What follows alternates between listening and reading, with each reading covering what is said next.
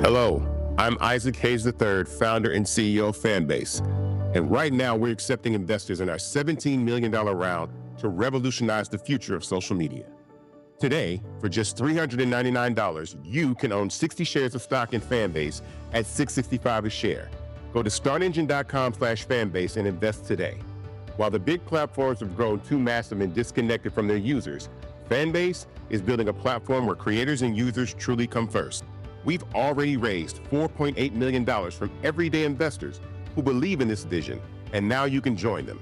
This is your chance to invest in a social media tech company with over 1 million users that is disrupting media by allowing anyone to reach all of their following and monetize their content from day one. The market is changing, big platforms are failing to serve their users, and Fanbase is stepping up to fill the gap. Don't wait until it's too late. Invest now. Invest for yourself and your future. Go to startengine.com/fanbase and own the future of social media.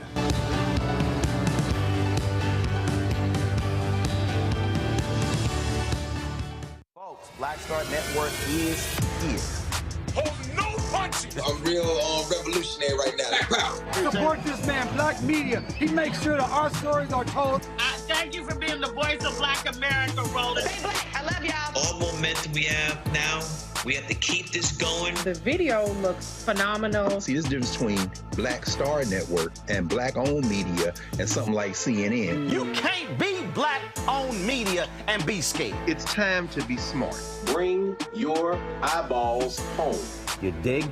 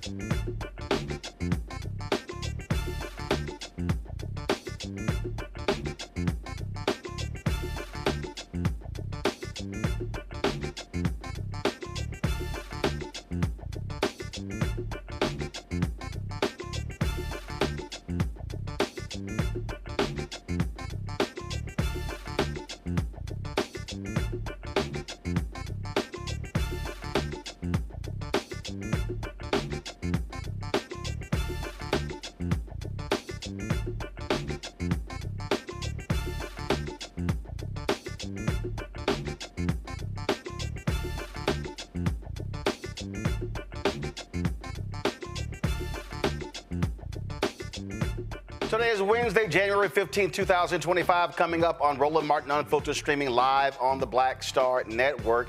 Senate confirmation hearings continue for the nominees of twice impeached, criminally convicted felon Donald Trump. Today, Senator Marco Rubio and Florida Attorney General Pam Bondi were in the hot seat. We'll show you some of the shenanigans in those hearings.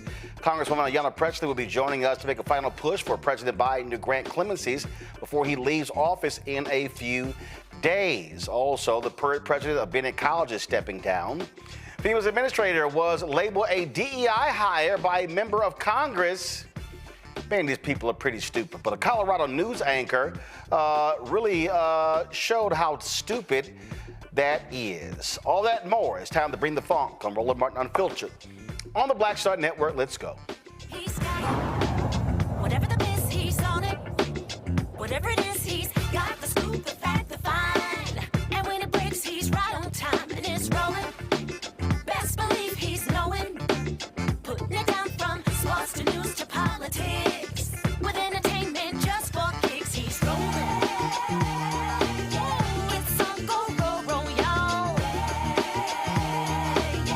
It's Roland Martin, yeah. Rolling with Roland now. He's funk, he's fresh, he's real, the best, you know he's Roland Martin now.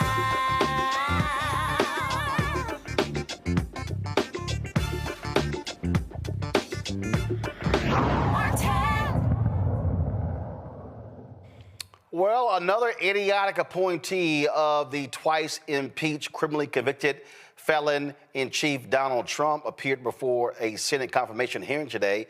This time, it was Florida Attorney General Pam Bondi. You know, the one who Trump bought off to stop an investigation in Florida.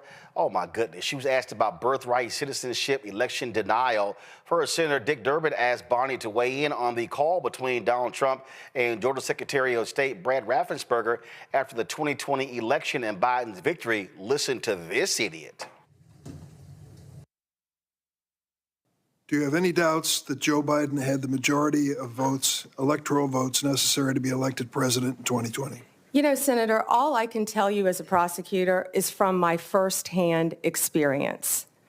And I accept the results. I accept, of course, that Joe Biden is president of the United States. But what I can tell you is what I saw firsthand when I went to Pennsylvania as an advocate for the campaign. I was an advocate for the campaign, and I was on the ground.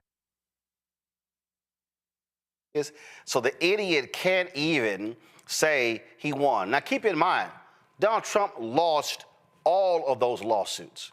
These crazy, deranged MAGA Republicans keep saying, oh, there was all of this election interference and voter fraud.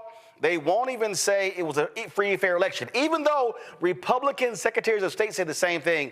But also, let me add this here. Y'all notice how every other Republican who won said that their races were free and fair, but the race of Trump, who was on the same ballot, wasn't. Continue with the stupidity. In Pennsylvania, and I saw many things there. But do I accept the results? Of course I do. Do I agree with what happened? And I saw so much, you know, no one from either side of the aisle should want there to be any issues with election integrity in our country. We should all want our elections to be free and fair and the rules and the laws to be followed. I think that question deserved a yes or no. And I think the length of your answer is an indication that you weren't prepared to answer yes.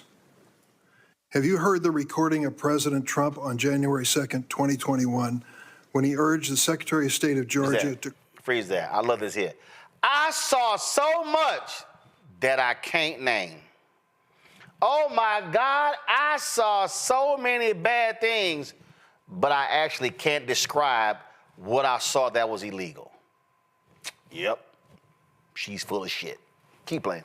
Quote, find 11,780 votes and declare him the winner of that state? No, I've heard about it through clips, but no, Senator, I've not heard it. What was your reaction to President Trump making that call? I would have to listen to the tape, Senator. Well, the quote that I give you is exact. He said to the Georgia Secretary of State, find 11,780 votes. Do you have the entire context of that call? I feel like it was much longer than that and may have been taken out of context. It was an hour long. Right. And you can certainly listen to it. I hope you will. Every American should. As a former prosecutor, are you not concerned that the President of the United States called a state election official and asked him to find enough votes to change the results of the election? Senator, I have not listened to the hour-long conversation, but it's my understanding that is not what he asked him to do. You need to listen to it. So you didn't hear the recording, you heard clips, but now you're saying that's not what he asked him to do. Y'all keep in mind, Pam Bondi was one of the people who was engaged in this nonsensical election crap in 2020. Now, California Senator Alex Padilla questioned Bondi about her knowledge of the citizenship clause of the 14th Amendment, which is kind of basic for any lawyer. I'd now, like when to we met answer yesterday, the previous one, Senator. When we met yesterday, You pointed your finger at me and you said did not you were seem speaking. to be familiar Let me answer with my question. the I'm not going to be citizenship bullied by you, clause, the Senator 14th Padilla. Amendment of the United States of America, which was deeply disappointing. I guess you And I'm didn't want to hoping hear you're more my familiar answer with it about today Pennsylvania. after I gave an opportunity to study overnight. So can you tell me and this committee what the citizenship clause of the 14th Amendment says? Senator, I'm here to answer your questions. I'm not here to do your homework and study for you. If I am confirmed as Attorney You're the one General, asking for a confirmation hey, vote, you ma'am. cut me off. Can I please finish? What does the 14th Amendment say? Senator, the 14th Amendment, we all know, addresses birthright citizenship. I've been a state prosecutor. I've been a state AG. I look forward to, even given your remarks today, working with you and the people of California if I am confirmed as the 87th Attorney General of the United States of America.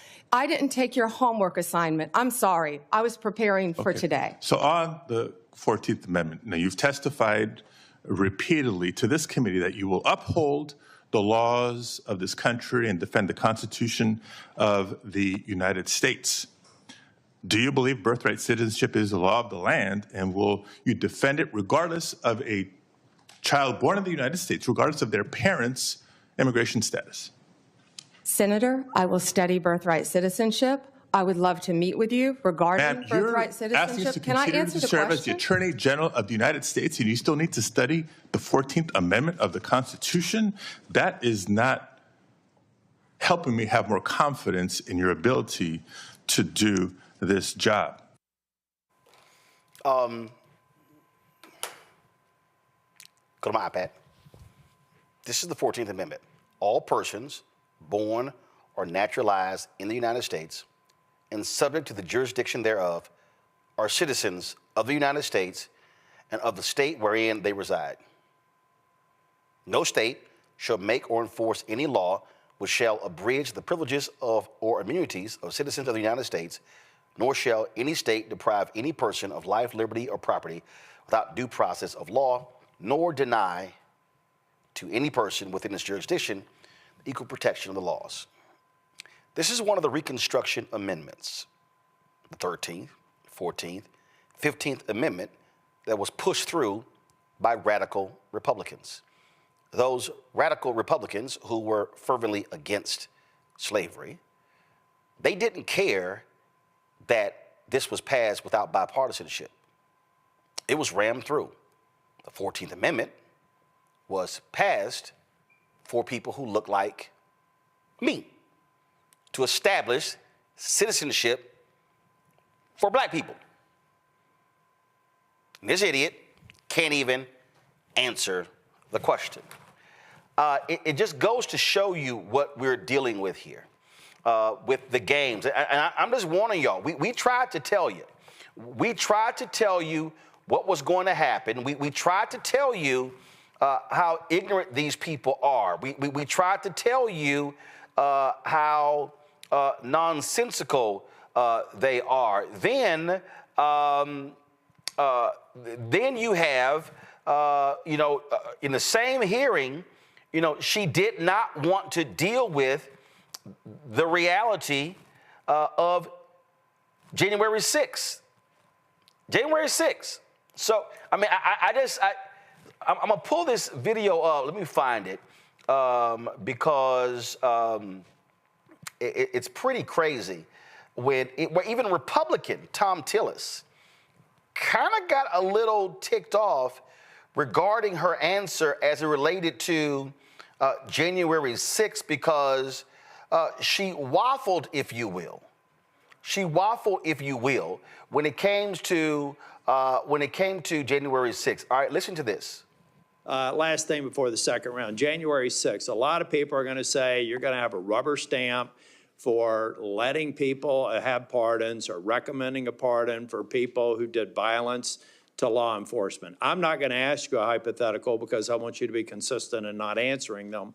But I have to believe as a member, I was the last member out of the Senate on January the 6th. I walked past a lot of law enforcement officers, who were injured.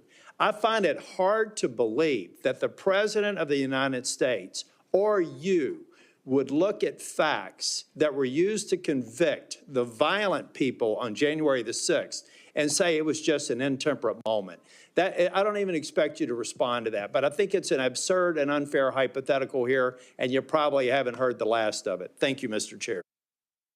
The whole deal is they are going to pardon January 6th, folks. Robert Patillo, he's host, People, Passion, and Politics, News and Talk 1380 WAOK out of Atlanta. Rebecca Carruthers, Vice President, Fair Elections Center out of D.C. Gavin Reynolds, contributor to The Root and former speechwriter to Vice President Kamala Harris, New Haven, Connecticut. Robert, I'll start with you.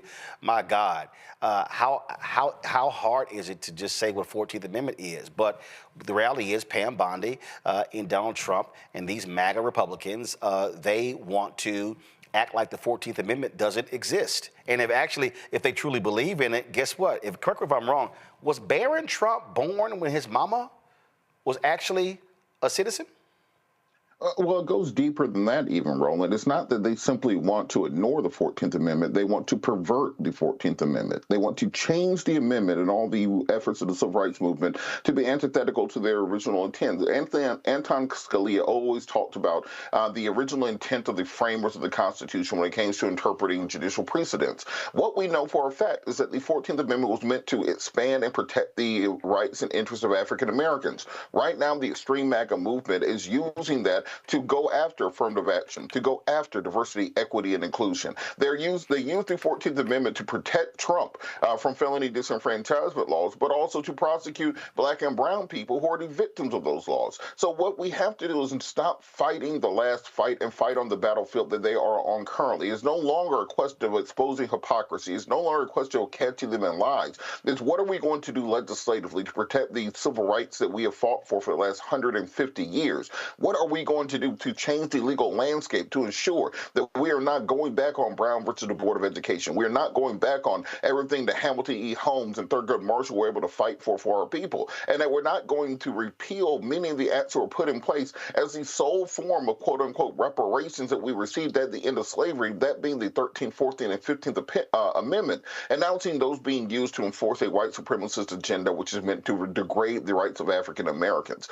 So when you listen to these answers from Bondi, who I used to debate on Fox News on a regular basis. It's interesting to see the number of people that I used to debate on Fox who are now high-ranking cabinet officials. When you got Leo Terrell heading up civil rights for the country, we have to understand that they are taking and weaponizing these things to a level further than we've ever seen before. The guardrails are gone. The adults in the room have been thrown out of the party. The people like Mitt Romney, etc., are gone now, and we need to develop strategies to fight back against this if we want to preserve the rights we've achieved over the course of the last 2 centuries. Yeah, see you rocking your pink and green, Rebecca, on your AKA Founders Day. Robert's absolutely right. The reality is the election is over. The idiot is going to be sworn in on Monday. His crazy, deranged appointees are there, and the battle has to be exactly in dealing with their craziness. You know what? To quote Jasmine Crockett, "Chow, please." Listening to Bondi in that hearing spew utter nonsense. For all of us who went to law school, we were taught American jurisprudence. She understands what the 14th Amendment is and what it is not, regardless of the interpretation that she's trying to present in front of the Congress. It is also troubling. She was very upset in the questioning, but had she showed up and met with individual senators, especially on the Democratic side, then she could have had these questions and could have provided her answers in those specific individual one-on-one meetings with various senators. We ought to be asking the person who's supposed to be the chief legal officer in this country. We should be able to ask, do you understand the Constitution? Are you going to actually uphold the Constitution? Are you going to try to interpret the Constitution in a way that is not to be interpreted? Those are very fair questions. And like Robert said, it's amazing how many of his former colleagues on that other news channel is now going to be in government. This is really bizarre times. Gavin, folks just better get used to this level of stupidity now holding power in all facets of government, at least for the next 2 years. No, absolutely. And look, they're holding Pam Bondi's confirmation hearings this week, but the unfortunate reality is she will be confirmed. You see, because what Donald Trump did is he's flooded the zone with deeply unqualified and deeply dangerous nominees, and Democrats can only fight so many of them. I think what it's looking like is that Democrats are probably going to let, Pam Bondi go through, and they might sort of put more capital on trying to block a Pete Hegseth or an RFK Jr. And we know that our community is going to suffer with all of these people in office. And I wish that the senators had spent more time today talking about civil rights. We look over the past 4 years under President Biden and Vice President Harris, the DOJ has actually prosecuted civil rights violations, has actually carried out pattern or practice investigations, has actually issued consent decrees. And these are tools that during Donald Trump's first term in office, his DOJ simply decided they weren't going to use. I think we've taken for granted that we've had a Biden DOJ over the past 4 years. And not only do we have the legacy of what Donald Trump did or did not do during his first term in office, but Donald Trump has also been very clear, right, about how he intends to use this DOJ over the next 4 years. He's talked about suing universities who have DEI policies. He's talked about, countering anti-white racism. All of these things, by the way, were in the pages of Project 2025. And so, I think the DOJ is one of the most important cabinet agencies that exist. There's tremendous potential to do great harm. Pam Bondi is a Donald Trump loyalist. Any opportunity she gets, she will put Donald Trump over the Constitution. So the harm that Pam Bondi and Donald Trump can do, and by the way, her deputy, if he gets confirmed, will be Todd Blanche, who is Donald Trump's personal attorney. So make no mistake where the loyalties lies for the number one and number two officials at the DOJ. They will do great harm to our country, and they will do great harm to our community. Indeed. Folks, President Biden is going to be giving his final speech to the nation tonight at 8 p.m. Eastern. One of the issues people are still awaiting to hear, will there be additional pardons and commutations for various individuals? He commuted the sentences of 37 individuals on federal death row to life in prison without the possibility of parole. But many have been saying that there are other people who he should be granting clemencies to. Joining us right now is Congresswoman Ayanna Pressley of Massachusetts. Glad to have you back. And so who specifically and how many commutations are you hoping that President Biden grants between now and 11:59 a.m. on Monday? Hey, Roland, Happy New Year. Good to be with you. Let me just say that, as I reflect on the election outcome, one of the things that keeps coming up for me is that when Democrats have the power, we don't use it. And so how do you make the case for why we should get the power back when, you want the power, but to do what? President Biden has the authority in these remaining days. Clemency is a very powerful tool. We have a mass incarceration crisis. Our broken clemency system has contributed to that. There are tens of thousands of people whose lives hang in the balance. So people that are disabled, that are elderly, that are chronically ill, women who are incarcerated for the crimes of their abusers, people that are victims of sentencing disparities because of crack cocaine and otherwise. I'm proud to be a part of this coalition that has been pressing and pushing and organizing. We are encouraged by the two actions that have been taken in those previous rounds, both with the 39 pardons and the 1,500 commutations for those on home confinement. People like a grandfather who was 69 years old, Roland, serving a 40-year conviction for a nonviolent cannabis conviction. Had been on home confinement because of a CARES Act provision we fought for at the height of the pandemic. And now he knows that he can continue to be a granddaddy and stay home with his grandbabies and isn't going to have to come back. So that was 1,500 people whose lives are forever changed. So this is meaningful. It is transformative. It is about addressing systemic injustices. It is about the moral thing to do. And it's about legacy. He has the power and he needs to use it. Look, the White House said this was after the Hunter Biden pardon and a few others that there were going to be 2 to 3 more rounds. And look, it's going down to the wire. When I was at the White House Christmas party, this was a couple of weeks ago, there were a group of women who were outside protesting for a number of different black women to be pardoned. Kimba Smith was out there with them as well because they were raising the point how more simply needs to be done. And to your point, only the president has this power.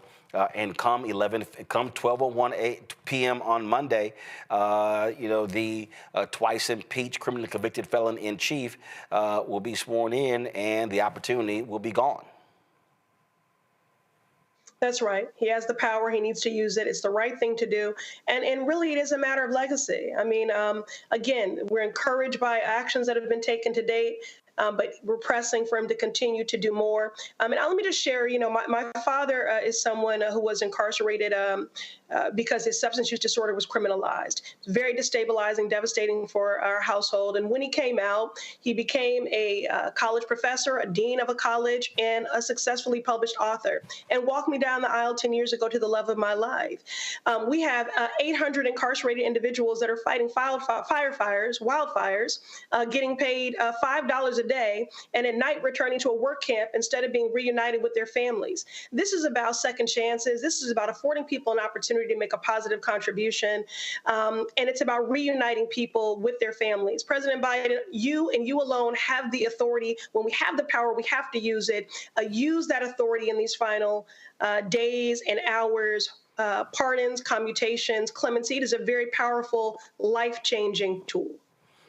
Indeed. And so for folks like yourself and supporters, I would assume that y'all in constant, are you emailing, are you calling, and what are they saying? Are they saying, hold up, it's coming, or just be patient? What are they saying? Yeah, we've been in ongoing communication with the White House throughout this.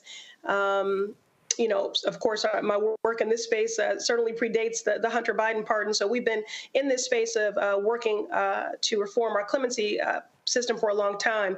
But, I do believe that there will be another action taken in these final days. And so we just keep pressing and pushing. We had our final press conference yesterday. We're still calling. We're still organizing people because this is about people's lives. Again, it's a matter of legacy. Has the authority. He has to use it. I mean, Roland, riddle me this. Why is anybody still incarcerated for a cannabis conviction? So when you ask me, how many people should he use this tool for? The Office of the Pardoning Attorney tells us that there are thousands of people, maybe as many as 10,000, whose lives are just hanging in the balance. We have a mass incarceration crisis. We have a broken clemency system that has contributed to that. that work will continue. Myself, Hakeem Jeffries, and others to address this broken clemency system. But right now, President Biden, you and you alone have the authority. Use it and change lives. And this here was some of the video outside of the White House a couple of weeks ago as people were leaving one of the White House Christmas parties as they were trying to get others to embrace the need for these pardons. And you see them holding the names of some of the women who they have been advocating before. Congresswoman, say it again. Go ahead. Yes, I was saying Michelle West. That's an example of one of the women, who is incarcerated for the crimes of her abuser. So again, there are people that are disabled, that are elderly, that are chronically ill. There are women that are incarcerated for the crimes of their abusers. There are people that are victims of sentencing disparities. They need to come home, reunite with their families, be afforded an opportunity to make a second chance and to make a positive contribution. All right, Congresswoman Ayanna Pressley, we appreciate it. Thank you so very much. Thank you, Roland. I'm going to go to a break. We'll be right back. Roland Martin Unfiltered right here on the Black Star Network.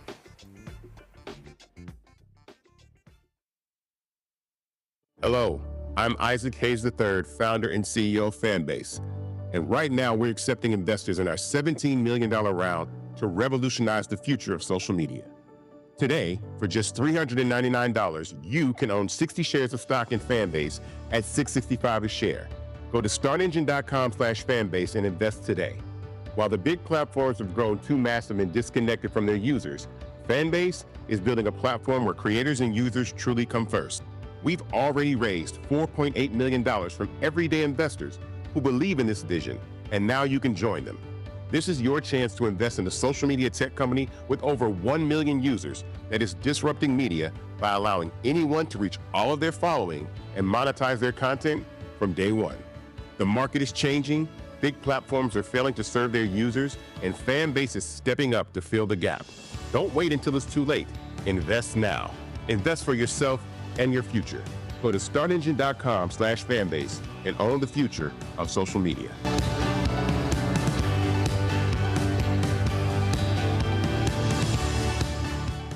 Farquhar, executive producer of Proud Family. Bruce Smith, creator and executive producer of The Proud Family, Louder and Prouder. And you're watching Roland Martin Unfiltered.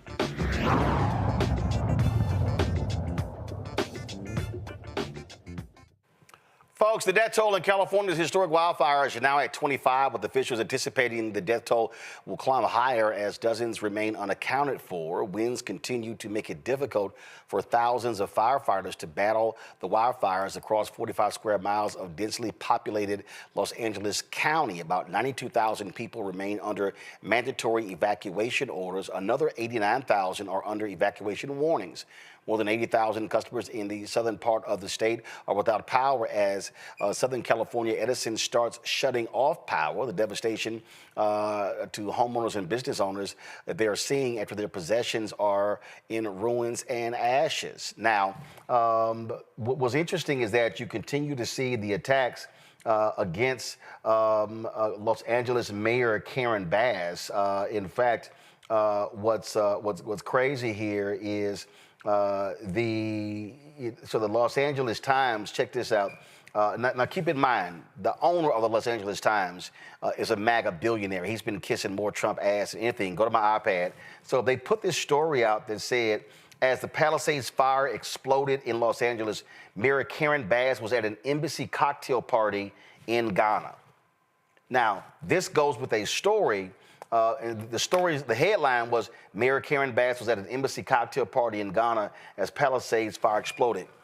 Now, keep in mind, she was there as a part of a 4-person delegation on behalf of the President of the United States for the inauguration of the Ghanaian president. And then a lot of folks have been fighting back. Victor Shi is one of these people. So so I gave you the headline. This is what the story says.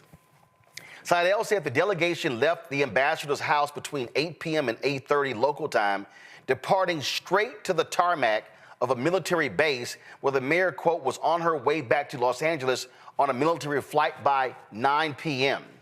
That would put her departure from the party between 12 p.m. and 12:30 Los Angeles time last Tuesday. Bass arrived in Los Angeles at around 11 a.m. Wednesday. So do y'all see the game being played here? The game being played here is like, oh, she was at a party. Oh, yes, she was at a party just enjoying herself when Los Angeles was just blowing up.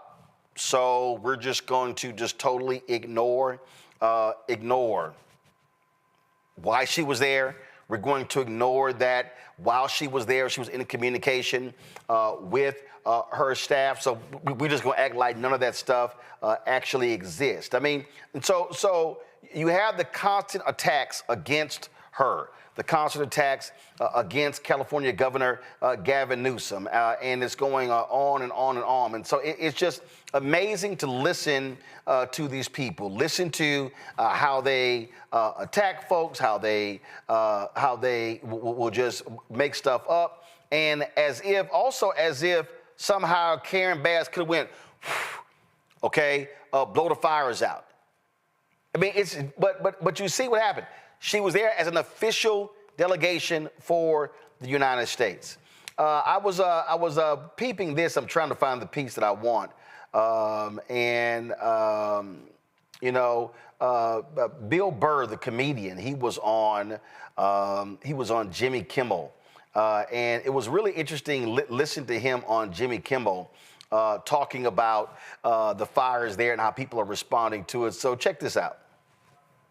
The fire was coming and all that stuff. So I feel lucky. Are you guys back in? And I think everybody did a great job. Yeah. Unlike the internet, Yeah, right. I know. It's right. Oh, my God. All of these fire experts. Why didn't you just fly a helicopter into the ocean? And then just, I don't know, because there was 100-knot winds. You want to do that? You want to do that at night, you lunatic? How are you? This was definitely mismanaged. That's a big word we're hearing now. Mismanaged, like some idiot on the internet knows how to manage the worst fire in L.A. sitting there in his underwear. You know what? Looking at the footage on the internet, I have determined that this here was mismanaged. You know about helicopters because I remember, and it's interesting now thinking about it because you... I mean... He's absolutely right. I mean, this is sheer stupidity, Rebecca, when you look at it, when you see what's going on here. And the LA Times publisher also pushed out lies, talking about what was cut from the fire department, and you see what's going on here. So that's pretty trifling to do this. Oh, she was at a cocktail party in Ghana, as if you ignore that she was there on behalf of the United States? There's three facts that we know. The fact one, we know in the United States, the majority of our homes are built with wooden structures. The rest of the world, not so much. They're using concrete. You know why? Because it's fire resistant. It's one reason when San Francisco burned down completely over 100 years ago, they rebuilt with concrete and steel. They didn't rely on the wooden structures that is common, across the country. The second thing that we know, especially for my family, part of my family that does live in Altadena, there hasn't been significant rain in that part of California since May. That's almost 8 months where it's dry. It's extremely dry. There's high winds. We also know that climate change is real. So we know that the environment was ripe for a massive fire. And then to my first point, when you have a bunch of wooden structures which aren't fire resistant, instead, they're going to burn up very quickly. The third thing that viewers also have to understand is we have to think about water and water scarcity, especially in the Southwest United States. Over, I think about 102 years ago, was the Colorado River Compact. That was the agreement among 7 states, including California, on the water that flows from the Colorado River. It flows both west and it flows east. I'm from Nebraska, is next to Colorado. We get some of that Colorado River water that flows east. And I think Nebraska right now is in a fight with Kansas and Missouri on water rights or off of the Colorado River. I say all this to say is that there are hundreds of years worth of stuff that's happening in California. It's the reason why California keeps having fires. And people have to understand that. It doesn't matter who the mayor is. This situation is going to occur unless there's actually some real understanding of water rights in that part of the country, and unless we figure out better ways to create structures that are resistant to climate change. Because we know with climate change, we're going to have more flooding. We know we're going to have more extreme weather. We know we're going to have more fires. So until building codes start changing and people start building structures, especially homes that aren't heavily if they keep building structures that aren't fire resistant, we're going to keep seeing this massive destruction, regardless of who's mayor. And Gavin was tripping me out. I see somebody, in the chat goes, "Oh, it's not my fault the fire hydrants were empty." Well, that's also another lie. So again, when you listen to experts, firefighters, longtime firefighters in LA County have been predicting that that a perfect storm is when you get winds in excess of 100 miles an hour. They would not be able to do anything if a wildfire starts. Well, Roland, we're living in an era now where people seem to not really care about what's true and what's false, what's real and what's fake, what's information versus what's disinformation or misinformation. People have literally lost everything in these fires, including my girlfriend. Her family is from the Pasadena area. Her uncle has had his house burned down, as well as other friends and close family friends of her family. So first of all, I want to just say that my thoughts and prayers go out to all those who've been affected. But I think it's just disgusting and terrible to see the misinformation and disinformation that has literally been spreading like wildfires on the internet, which has involved very racist and gendered attacks on Mayor Karen Bass, who I think has done a commendable job as mayor thus far. The way I've heard governors like Ron DeSantis and others talk about her as that mayor, saying how she was in Africa. And you hit the nail on the head, Roland. Why was she in Africa? She was in Ghana representing the president of the United States. And as soon as the situation was, that she was made aware of the situation, she boarded a military plane and got back as soon as she possibly could have. At a time like this, it's imperative for all of us, no matter where we live, no matter our political persuasion, to come together and support those who are actively responding to the wildfires. That not only includes the firefighters and the first responders, but also Mayor Karen Bass, Governor Gavin Newsom. We're all on the same page here. But I think we have to get ahead of this trend of misinformation and disinformation. We have to get ahead of that before the next disaster occurs. We have to. Robert, you had some, I'm not even going to show it, some bullshit-ass website post a story that says former Black Lives Matter co-founder Patrisse Cullors that 2 of her 3 LA homes had been burned down by fire, and she was soliciting donations. The story even had quotes from her. I text her. I called her. It's a lie. It's an absolute lie.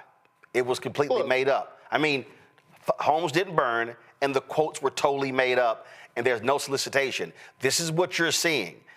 Just like you have arsonists who are trying to start fires in LA County, you've got social media arsonists doing the exact same thing. Look, there's a quote Congressman Jonathan Jackson. He said the same Santa Ana winds that are blowing this fire are similar to the same winds that are blowing lies and misinformation around the country right now. There's a reason that Elon Musk spent $44 billion to buy Twitter. There's a reason Jeff Bezos bought the Washington Post. There's a reason a billionaire bought the Los Angeles Times. The new currency is information. If you can control what the truth is, you can control the activities of the American people. As Voltaire once says, if you can convince convince a man of absurdities, you can force him into atrocities. And that's what we're seeing happening currently. Instead of people saying, well, it's kind of weird that Atlanta is having a blizzard and LA are on fire at the same time, it seems like the climate has changed from what it used to be. We've allowed these right-wing influencers who are financed by the fossil fuel industry to say that, well, this is because of diversity, equity, and inclusion. The fires are because the fire chief is a lesbian. The fires are because the mayor is a black woman. Instead of looking at the fundamental truth, which is that we are polluting this planet to the point that we are seeing weather conditions where you'll see a blizzard in the southeast and a wildfire in the southwest, literally the song of ice and fire taking place in America, that we can blame it on black women and lesbians instead of blaming it on these corporations that are burning the planet into oblivion.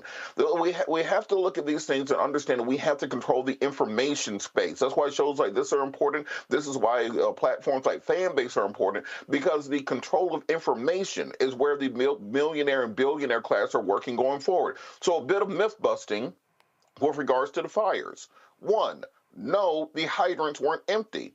2, even if they weren't, no city in this country or world can fight 10 massive blazes taking place in one metropolitan area at the same time. Number 2, no, fire trucks were not forced to stop in San Francisco or Sacramento in order to pass emissions tests because of the Green New Deal. That doesn't even make any damn sense. 3, when Marjorie Taylor Greene says that they have weather manipulation machines that are able to seed clouds and rain on the wildfires, if you believe that, you're one of the dumbest people left in this country.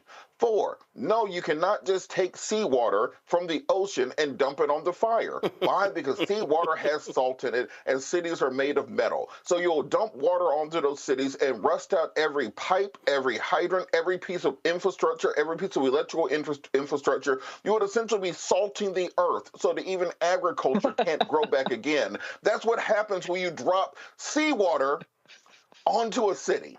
So for these people who are believing misinformation from Joe Rogan or Patriot Eagle MAGA Front 441 on Twitter, use some common sense and some actual upper brain function and have some real compassion and empathy for the people who are dying. Because when we talk about 24 or 25 people who are passed away, how many homeless people do you think are unaccounted for right now? How many people do you think who are who do not have mansions and who have families looking for them will be found in the days and years in the future? How many people have been burned completely to ash to the point that we'll need dental records to find them? And you're running around talking about DEI and a lesbian fire chief and a black mayor instead of talking about the human toll that climate change is bringing to this planet. And if we cannot admit that right now, I don't know exactly what it will take for people to realize exactly what corporations are doing to this world we live in. I just got this. Text from Ben Crump. Here it says, Attorney Ben Crump to announce lawsuit against Southern California Edison in tragic California wildfire wrongful death case. On behalf of Evelyn McClendon. He says the lives of the McClendon family were hardly devastated by the fires that swept through Altadena, the largely minority community. Besides their homes, they lost a beloved daughter and sister who served the community as a school bus driver. Like many in Altadena, they were able to build their version of the American dream, purchasing a home decades ago that grew in value and representing by far their largest asset. And so Ben Crump said they're going to be, of course, doing that. And so a lot of people already are talking about, again, how we had the families on the other day. They talked about how the power was still on, and some say that California Edison, Southern California Edison, their rules, the procedures are to turn the power off. To that way, you don't have that power going through those lines, so therefore sparking fires. And so we'll see what comes of that. Put up the GoFundMe, folks. We had the GoFundMe's last week. We also had the one with the law firm. You see this here: LA fires, the impacted community, black community urgently needs help. Is that the most recent update of where they are? Okay, I need you. Yeah, I don't want screen grabs, guys. I want the updated one. As a matter of fact, regarding the first one that you saw there, that was the Cochran law firm. They are behind that. They're also adding as partners Marathon, which is the company of Nipsey Hussle. Attorney Ben Crump is going to be joining this as well. So they're adding official partners to this to help people be able to raise funds. And so that's what's going on right now. I do want to be able to show you what those GoFundMes are up to. Again, we had impacted families on the show last week talking about what they have been going through, what they have been able to deal with, and so we certainly want. And there are a number of, if you actually go to GoFundMe, there are a number of wildfire relief funds. So there's one that is actually called Wildfire Relief Fund that's already raised right here $3.56 million. This one here, and they're raising their goal to some $5 million. That's that particular fund. You have a few other ones as well. There's a family here that has an autistic child. They lost everything. They've raised $294,000. And so pull up the latest of the campaign, the LA fires. All right. So what's the total there, folks? That I need to. I'm trying to see how much has been raised. $177,000. That's kind of low. So we want to show you that. So again, again, there are a lot of black families. We're not talking about celebrities. We're talking about regular, ordinary people, people who live there for a long, long time, people who live there for just decades. They've raised the target goal is $5 million. They've raised here, you'll see right here, target goal is $5 million. 1,500 donors. They've raised $177,612. And so what you do is you can type in James Bryant, or you can just type in LA Fires. The impacted black community urgently needs help to provide some assistance there. Got to go to break. We'll be right back. Roland Martin Unfiltered on the Black Star Network. Don't forget, support the work that we do. Joining our Bring the Funk fan club. Our goal is to get 20,000 of our fans contributing on average $50 each. That's $4.19 a month, 13 cents a day. And so if you want to support the work that we do, what nobody else in black-owned media is doing with the kind of show that we do and the shows that we have on our network, if you want to give me a Cash App, this is where you can contribute using the Stripe app. I told you before that Cash App shut down all of the different accounts, and so we had to figure out a way around it. And so this is what we did, and so use the Stripe QR code. If you're listening, go to blackstarnetwork.com. It's up there. If you want to give via PayPal, R Martin Unfiltered, Venmo is RM Unfiltered, Zelle, Roland at RolandSMartin.com, Roland at RolandMartinUnfiltered.com. Those of y'all who contribute via Cash App, PayPal, Venmo, and Zelle during the show, I'm going to give you a shout out live. You can also send your check and money order to P.O. Box 57196, Washington, D.C. 20037 7-0196. Back in a moment. What's up, y'all? Look, Fanbase is more than a platform. It's a movement to empower creators, offering a unique opportunity for everyday people to invest in black-owned tech, infrastructure, and help shape the future of social media. Investing in technology is essential for creating long-term wealth and influence in the digital age. The black community must not only consume tech, we must own it. Discover how equity crowdfunding can serve as a powerful tool for funding black businesses, allowing entrepreneurs to raise capital directly through their community through the Jobs Act.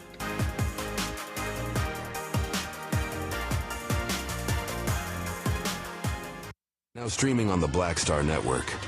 I was challenged by my uncle early on, before I even had a career. Like, I was maybe 8 years old, and my uncle said, "What do you want to do?" And I told him I wanted to be a rapper. And he said, "Okay, well, I don't know anything about the music business, so what you should do is learn everything there is to know about the music business and I'll make sure that you have the resources to push you through. And so I went and bought books, All You Need to Know About the Music Business, Hit Me In. I just went and bought a bunch of books and just started reading as a 10-year-old, just reading.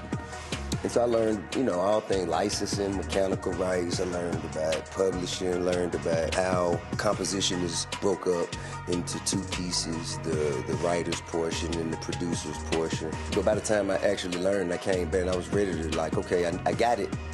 He would go into prison.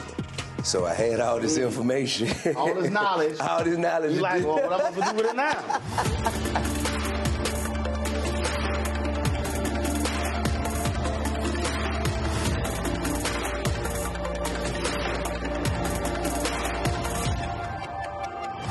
Hey, this is Motown recording artist Kim. You are watching Roland Martin Unfiltered.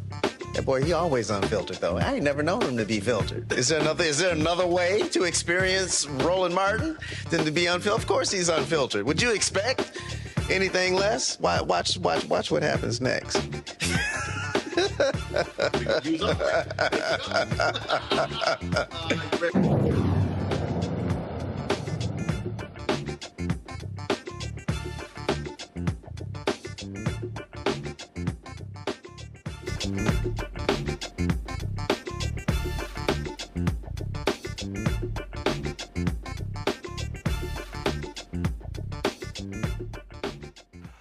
Boy, these white conservatives love their BS. A member of Congress referred to FEMA's administrator as a DEI hire solely because she is a woman. Georgia Congressman Andrew Clyde made this comment about Deanne Criswell, who hails from Colorado.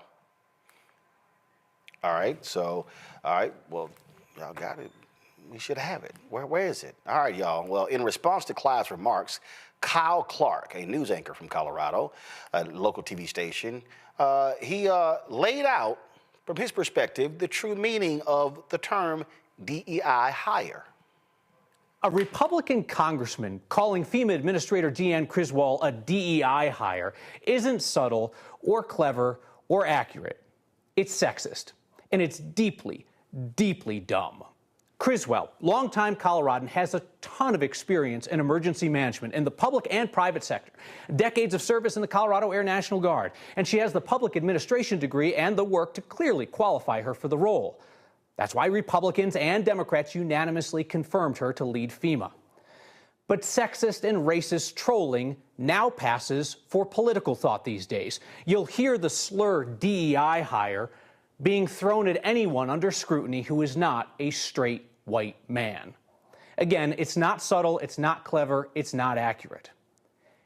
Every American, regardless of politics, but especially straight white guys, should make it clear. Criticizing somebody's decision-making, that's fair game. But if the best you've got is a shot at their race, sexuality, or gender, then please rephrase your concern.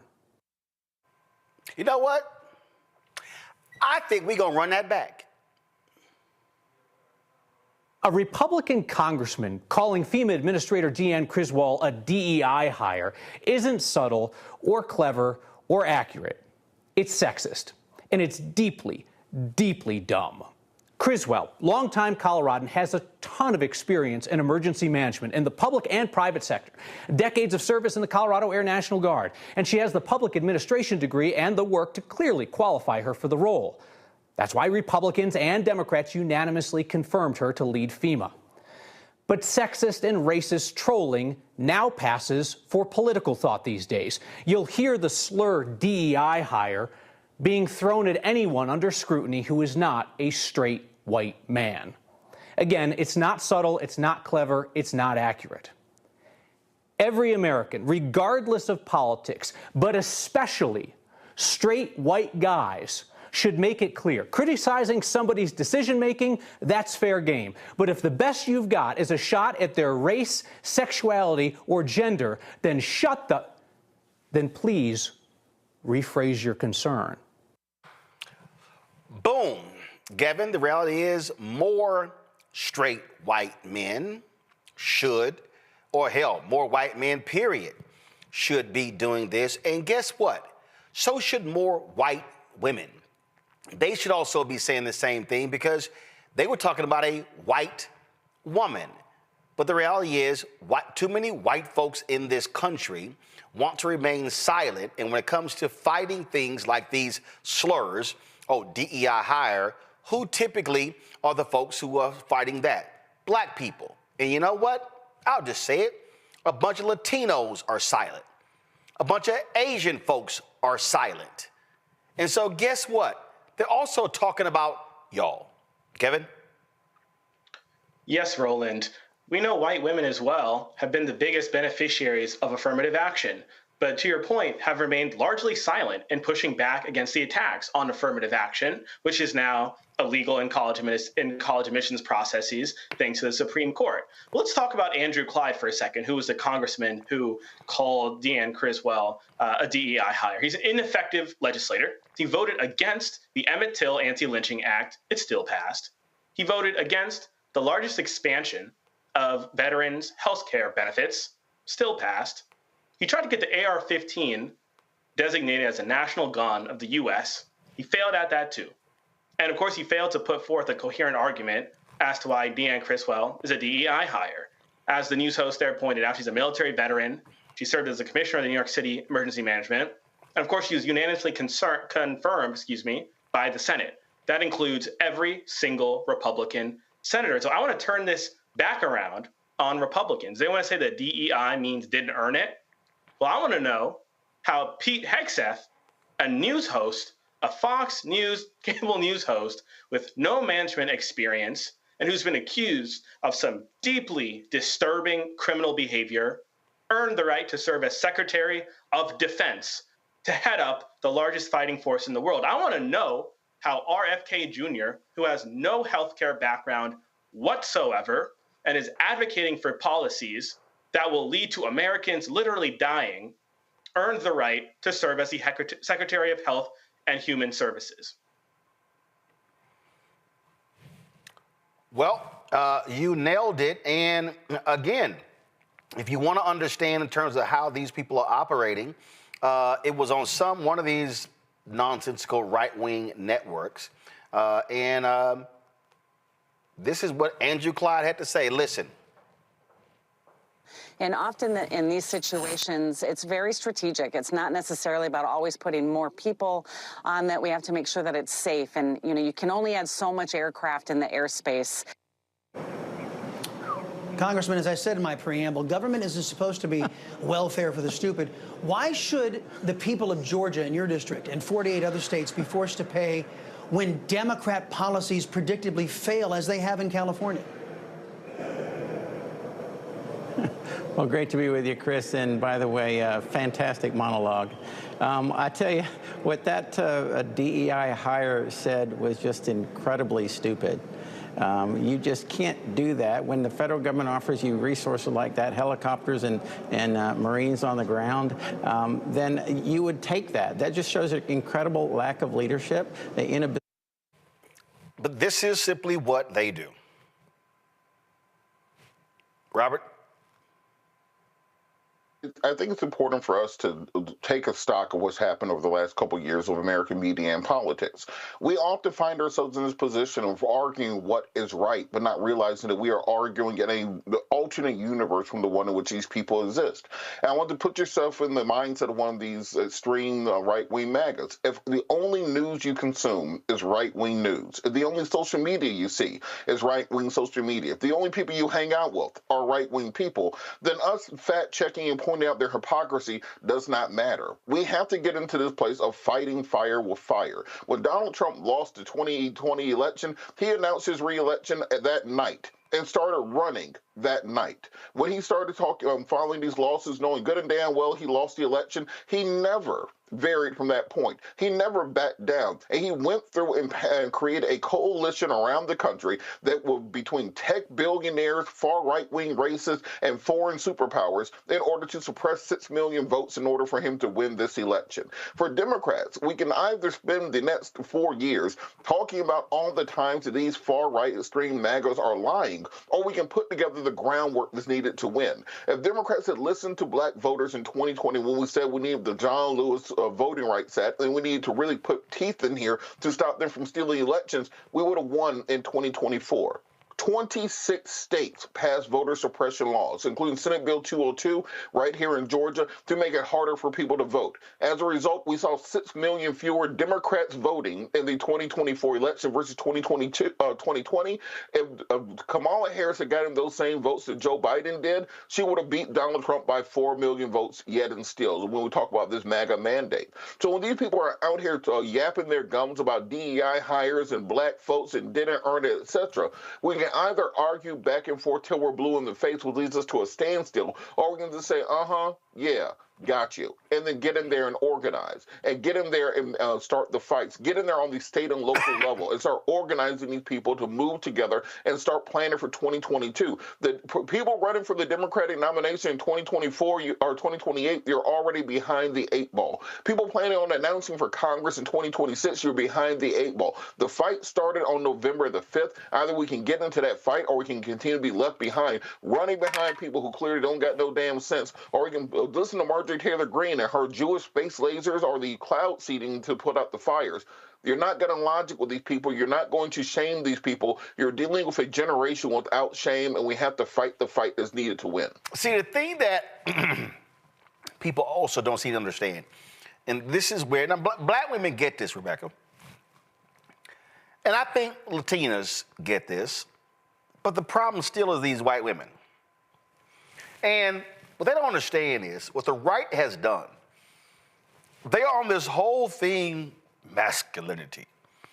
Then you got one of the greatest wimps of all time, Mark Zuckerberg, who goes on Joe Rogan's show talking about, they don't like masculinity in corporate America. That's also part of this. Just listen to some of this BS. For me, it's I think a lot of the corporate world is like pretty culturally neutered. And I just think like having, I grew up, I have 3 sisters, no brothers. I have 3 daughters, no sons. So I'm like surrounded by girls and women like my whole life. And it's like, so I think, I don't know.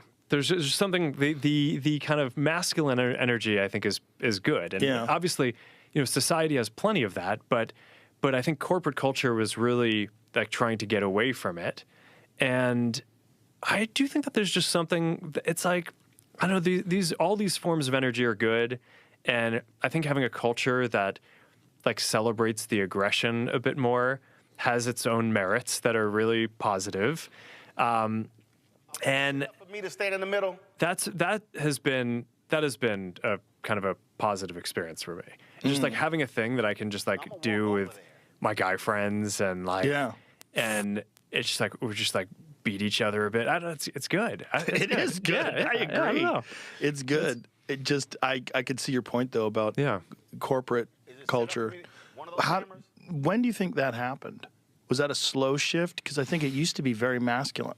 And I used to think it was kind of hyper aggressive at one point. No, and look, and I think part of the intent on all these things I think is good, right?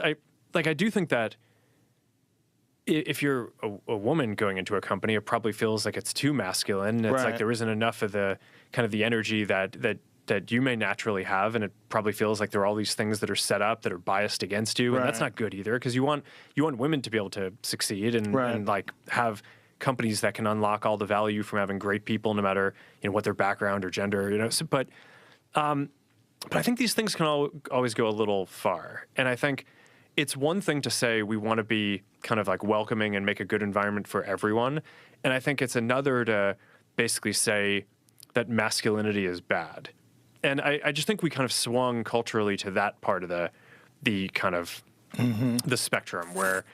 It's all like, okay, masculinity is toxic. We have to like get rid of it completely. It's like, no, like it's both of these things are good, right? It's like you want like feminine energy, you want masculine energy. Like I think that's like you're gonna have parts of society that have.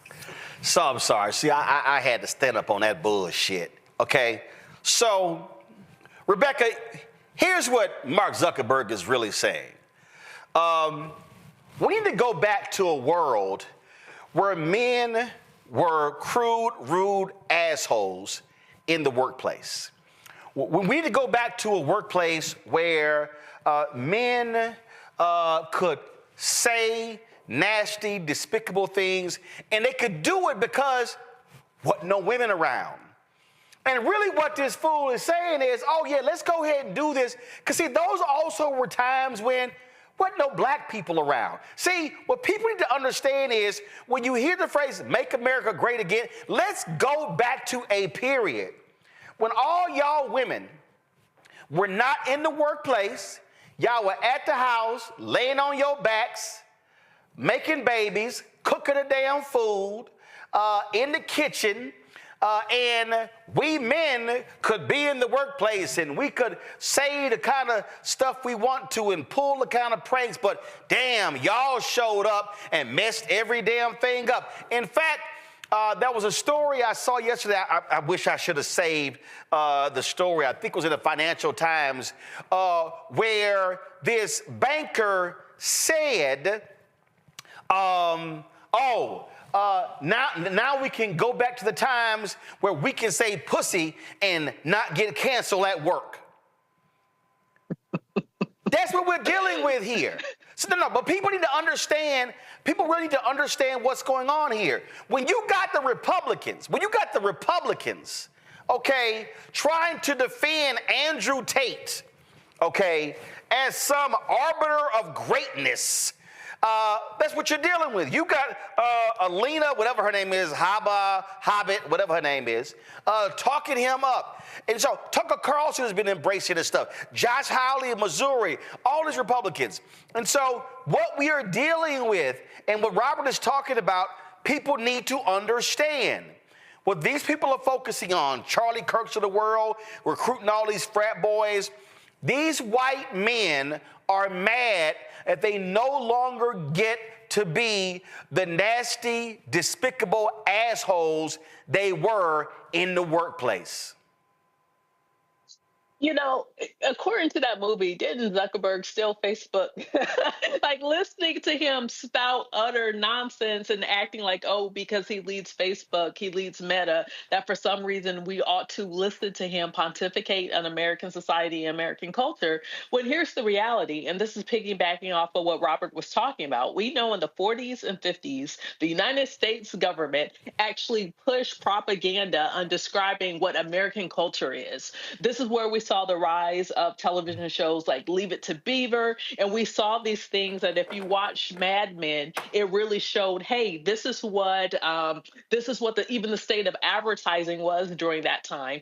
And the American government at the time put so much money into housing for white people, created suburbs for white people, created this idea of American dream. It was very whitewashed because it was targeted, it was propaganda of showing this is what America is. It was it wasn't even sanitized because it was completely unrealistic. And so it's a lot of white men in this country who grew up with this caucasity dream of the American dream, like this caucasity viewpoint of it. And now that they are of age and they're seeing that that's not the world, that is not the reality of America, they can't deal with it. So they go on places like Joe Rogan and they crash out. Like personally, I appreciate the Mark Zuckerberg with the short hair because he didn't talk. We didn't hear him pontificate. Instead, we have this guy who, I don't know if he's reinventing himself. I really don't know what's going on here.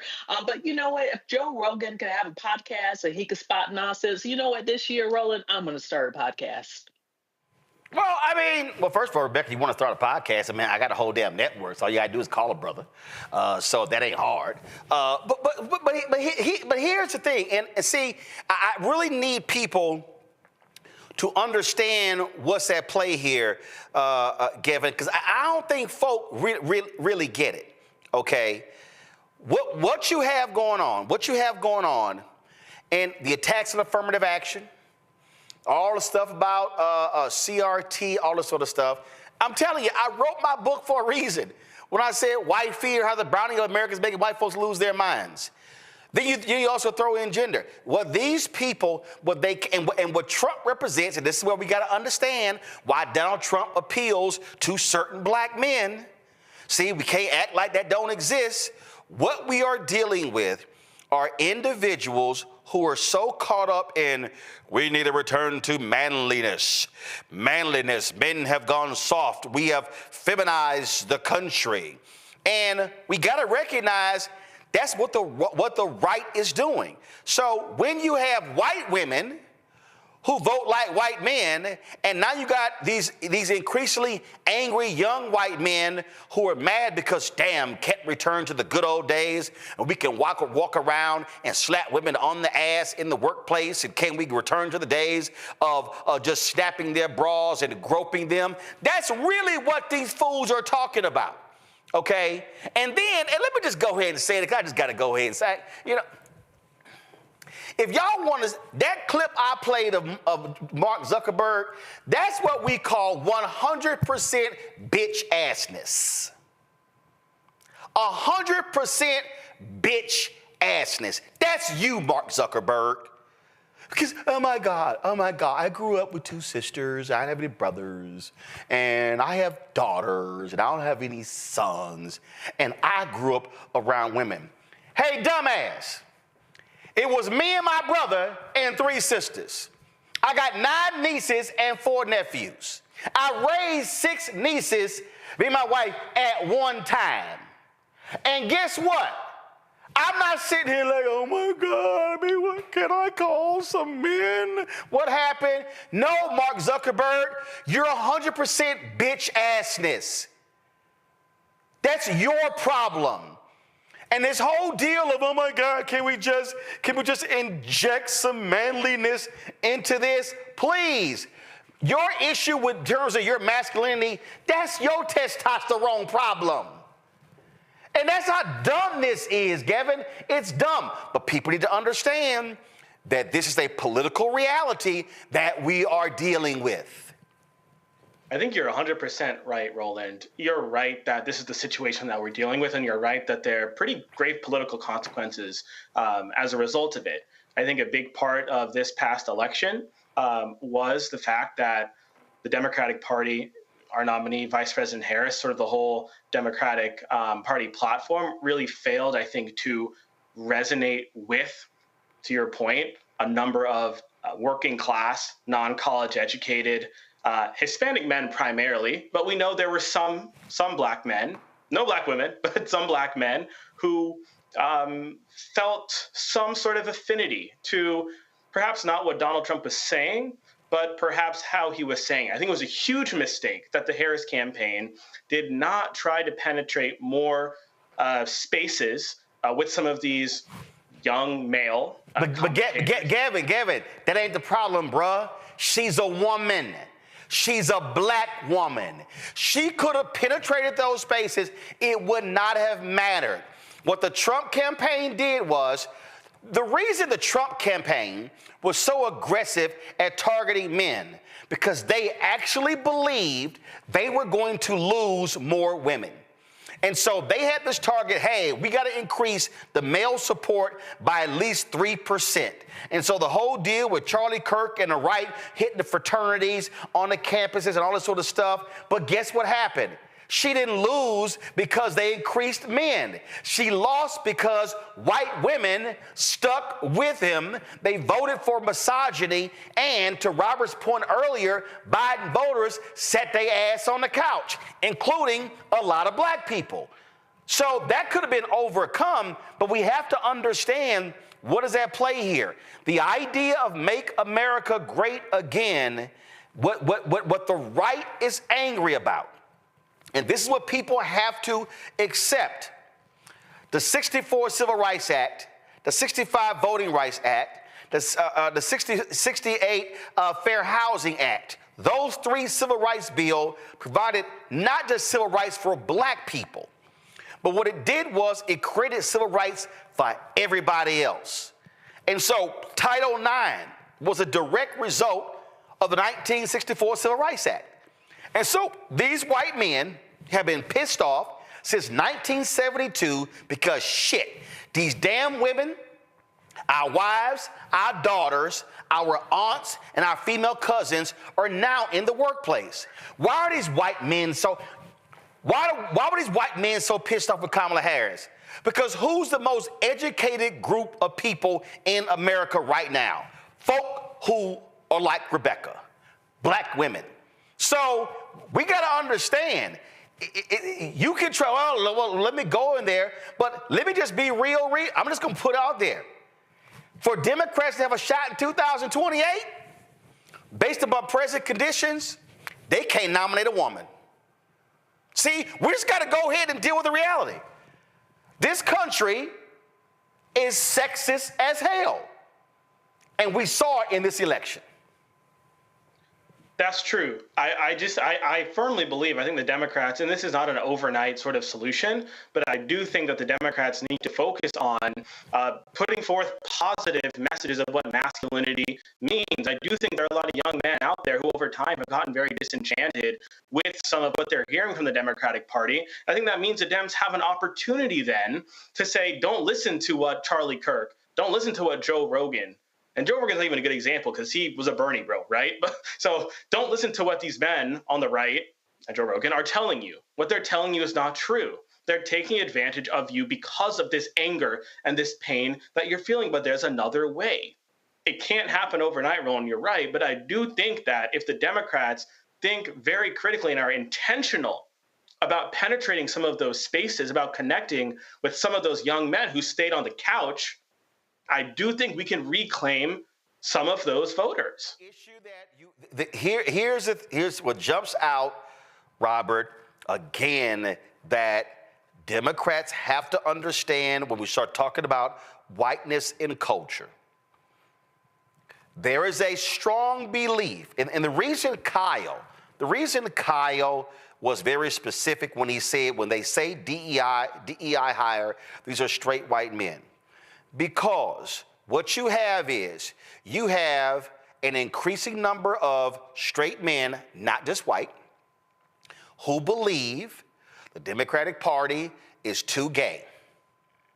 When you look at the transgender issues, all those, they didn't run $170 million worth of transgender commercials just because. That's also culture. And so when we see this DEI hire, the desire is we want to negate anybody that's not a straight white man because what they are afraid of, and we got to understand, their numbers are declining, Robert. So what they need is the only way to truly connect with those white men. You're losing power. And so then what they do, Robert, they go, well, that won't work with black men. So what we'll then do is we'll run ads on radio to black men, transgender, transgender, transgender, transgender, transgender. Oh my God, transgender sports, transgender sports. But when you look at the numbers, it ain't like, I ain't ever run into a transgender athlete. Okay, so the numbers who are playing on local, high school, whatever, we see what's going on here. But that's what they're doing. They saw the reaction of black men to Dwayne Wade's daughter. And they're like, oh, yeah, we can tap into this. Because people didn't understand. Those transgender ads were running on black radio stations in January, February, and March before the TV ads started running, Robert. So the point that you've been making is people have to be smart enough to understand the game being played. And like my man Bill Duke said in the movie High Flying Bird, they invented a game on top of a game. Well, to quote the prophet Mos Def, you start keeping pace, they start switching up the tempo. And what we're seeing right now is the kind of Empire Strikes Back moment for lame dudes. When you look at Zuckerberg, if you look at Elon Musk, if you look at all these people in the Trump orbit, Stephen Miller, etc., these are dudes who ain't got no game. These are dudes who could not pull a woman without money. These are men who have been overlooked their entire life. Look at the quote from Vivek Ramaswamy when he said, "Well, you want to venerate Zach and Slater over Screech. Well, you want to demonize Steve Urkel." These are those guys who grew up to be lames. And no amount of money can unlame you. You can have all the billions you want. You are still lame. And what they have depended on for the last several hundred years since the Victorian era is that, well, my money and women's economic dependence on me will give me the type of leverage in the dating market for me to be able to continue reproducing. This is why Elon talked so much about this projectization of white people needing to breed more, because his belief is that them as the ruling, wealthy, white elite class should be repopulating the earth with more people of their very nature. At the end of the day, none of these white billionaires out there, if you took the money away and you stood every single one of them up against me, ain't nobody choosing none of them over me. That's just the reality of the situation, and that's what threatens them. That's what they are afraid of. You take the money out of the situation, I pull all their women. And that's just what they understand. So the only way that they can keep up is by changing the rules of the game, by changing who has the opportunities. You take economic opportunity away from white women, then you make them dependent upon the white man again, then that means Elon and Zuckerberg and all these other guys go to the top of the heap again. You give white women the ability to make $500,000 or $1 million based on their intellect and their abilities, and not having a whole bunch of kids running around because they have the right to gender or to bodily autonomy, then all of a sudden they ain't worried about them. They can date and marry who they want. So the reason they talk about all this DEI and affirmative action, et cetera, is all of a sudden their money can't buy them what they want in life anymore because other people aren't desperate. So when we're looking at these people who are dealing with this this massive lame agenda, it's not this thing of saying, well, we need to change our messaging to attract more lames to the party. We have to attack what the real problem is, which is these 26 states have passed voter suppression laws. We have to organize at the grassroots level to make sure we're getting those state and local officials in office so they can change these laws. One thing I'll say that Trump does better than Democrats. If you are running for county commissioner in Brunswick, Georgia on a MAGA agenda, he will bring an entire clown car, a circus to town to campaign for you. If you get on TV and make a fool out of yourself to campaign for Trump, guess what? You'll be the assistant secretary of state for watermelon or something. Who knows what he gives these people appointments for? Democrats tend to get elected and close the door behind them. Forget the people who sent them there. Have the gatekeepers in charge as opposed to dealing with the issues of the people that sent them into office. This is why 4 years later we are sitting here a week before, a couple of days before Trump gets in office, saying, "Well, will Biden pardon the black people like he did Hunter?"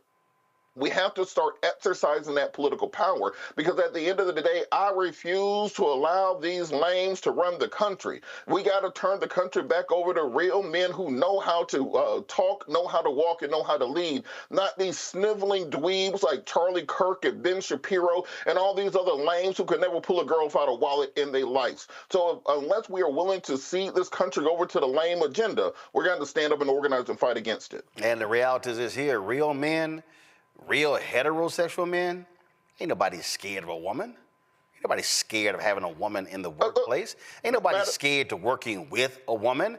Ain't nobody scared to follow a woman. The first boss I had was my grandmother. Okay? Mm-hmm. That she, in terms of a job. And when I went to the Austin American Statesman, Maggie Balow was the editor-in-chief. Then when I went to the Fort Worth Star-Telegram, Mary Jo Meisner was the chief. Hell, actually, even before that, my first news media job where I got paid, guess what? Sincere Messiah Giles was a publisher of the Houston Defender. So I ain't never been afraid to work for no woman. But when you a little bitch-assness, like, oh my God, we need the masculinity. We need to be able to, find ourselves.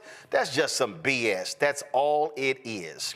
All right, folks, got to go to a quick break. What, Robert, you go add one thing real quick?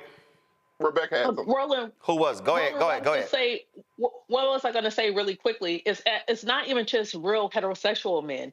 Real men, period. Real men, period, are not afraid and intimidated by women. And that's regardless of what your sexuality, your orientation is. But this is also about authenticity. So even to Robert's point, we got the revenge of the nerds. We have all these white men with imposter syndrome, and they cannot compete.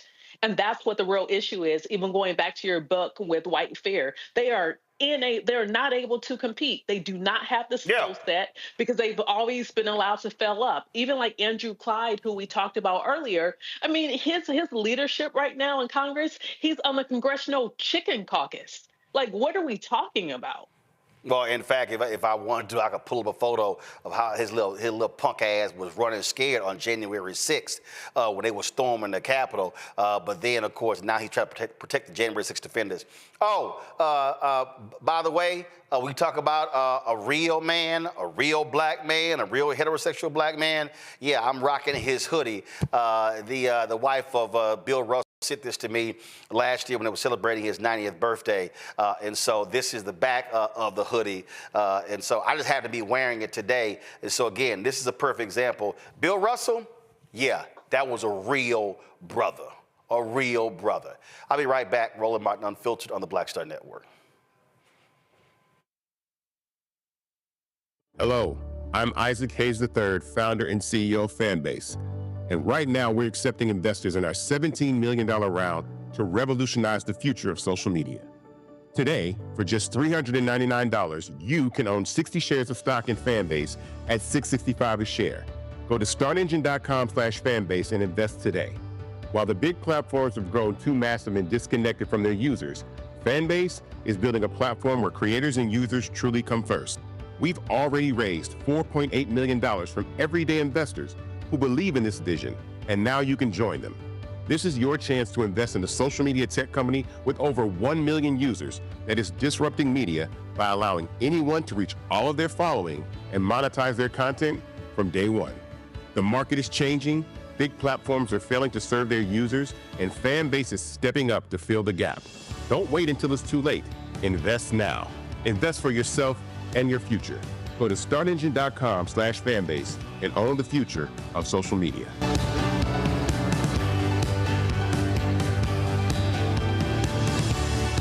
This is Essence Atkins. Mr. Love King of R&B, Raheem Devon. It's me, Sherry Shepherd, and you know what you watch. You're watching Roland Martin Unfiltered.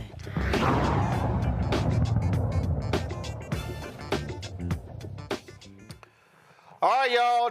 Kristen Clark and the Civil Rights Division, Department of Justice, they are working up till the end, and don't expect us doing any of these reports over the next 4 years. But the DOJ, they stated today that a South Carolina jail, they have been violating the 8th and the 14th Amendments rights of various inmates. The report states that the Alvin S. Glenn Division Detention Center in Richland County, South Carolina, does not provide adequate safety measures and fails to protect incarcerated individuals from physical violence by other inmates. Adair Burrows, the U.S. Attorney for the District of South Carolina, addressed the report's findings during a news conference on Wednesday. The incidents of violence at Alvin S. Glenn are pervasive. The report states that the Alvin S. Glenn Division Detention Center in Richland County, South Carolina, does not provide adequate safety that are housed there and fails to protect incarcerated individuals from physical violence by other inmates. Considered, and you will see in our findings reported, noted steps that Richland County has taken on Wednesday.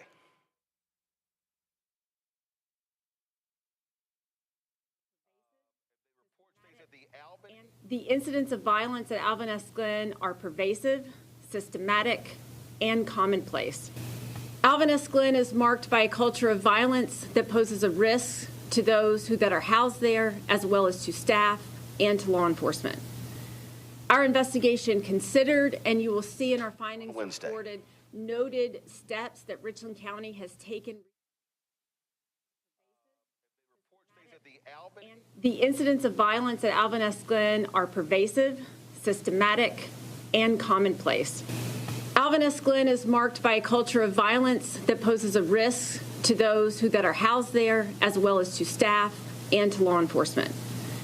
Our investigation considered, and you will see in our findings reported, noted steps that Richland County has taken.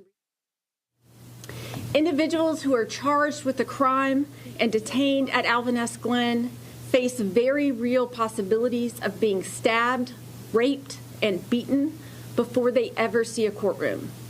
Such conditions violate the United States Constitution. For more than a year, our team gathered documents and data and information from the jail through their county attorneys. We gathered information from state and local agencies, as well as from other third parties, such as hospitals. Investigators conducted a thorough inspection of the facilities. We interviewed jail staff and jail leadership.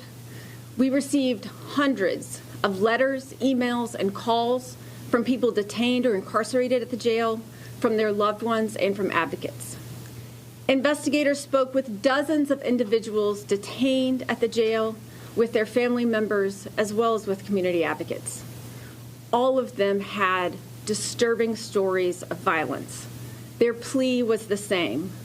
We are afraid for the lives of our loved ones. Something has to be done.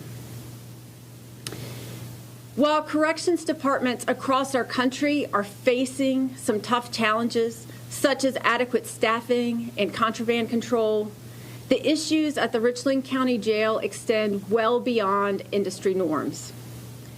The jail's own records indicate over 150 assaults in a 9-month period, and we know that this number undercounts and does not include all of the assaults that happened. We saw multiple instances, some of which we have detailed in the findings report, where the jail did not respond to violence and did not respond to serious injury until they were notified from the outside days later that the incident occurred. The county must take additional steps to address this violence. In our findings report, we've outlined some minimal remedial measures to do so. And I also want to say we're not adversarial in this charge. We do applaud the steps the county has already taken with regard to the physical plant, and we believe that we have a shared goal with the county to make conditions at the jail safe, to make them meet minimal constitutional standards, and we look forward to working with the county to make that happen here in our community. Robert, this detention center houses some 965 people. And again, the point that I'm making here is that, look, I don't expect at all a Pam Bondi, Donald Trump, Department of Justice to be doing anything. In fact, let me add one more thing before we talk about it. The DOJ has also entered into a settlement agreement with the Orange County, California, with Orange County, with the DA on using custodial informants at the Orange County jails. The deal resolves findings that violate criminal defendants' right to counsel under the 6th Amendment and the right to due process of law under the 14th Amendment. You know, that 14th Amendment we kept talking about with that dumbass Pam Bondi? The investigation evidence revealed that Orange County prosecutors failed to seek out and disclose exculpatory information regarding custodial informants to defense counsel. For the people who are watching, they need to understand this is what happens when you have a federal Department of Justice Civil Rights Division that cares about the civil rights of people, whether they are in prison, in jail, or free. Look, I want to remind the people who voted for the MAGA agenda or who stayed home because they didn't like transgenders or abortion. Leo Terrell's in charge of the Civil Rights Division now. Just suggest No, he's not. No, he's not. He was appointed as counsel to the woman who Trump appointed to run the Civil Rights Division, but she's also a nutcase. Yeah, that's my point. That's the point that I was trying to articulate. That if you look up these people from cable news, from the MAGAverse, who are now in charge of civil rights, that ship has now sailed. And so for people who put some of these other issues that you were talking about, the transgender commercials that were running during the football game earlier, if you put that at the front of your list, you have to understand you were voting for the entire MAGA agenda. You weren't just voting against transgenders. You weren't just voting for tax cuts. You weren't just voting because you like Kid Rock and Amber Rose. You were voting essentially to condemn people who are currently incarcerated to the complete abrogation of all of their civil and human rights.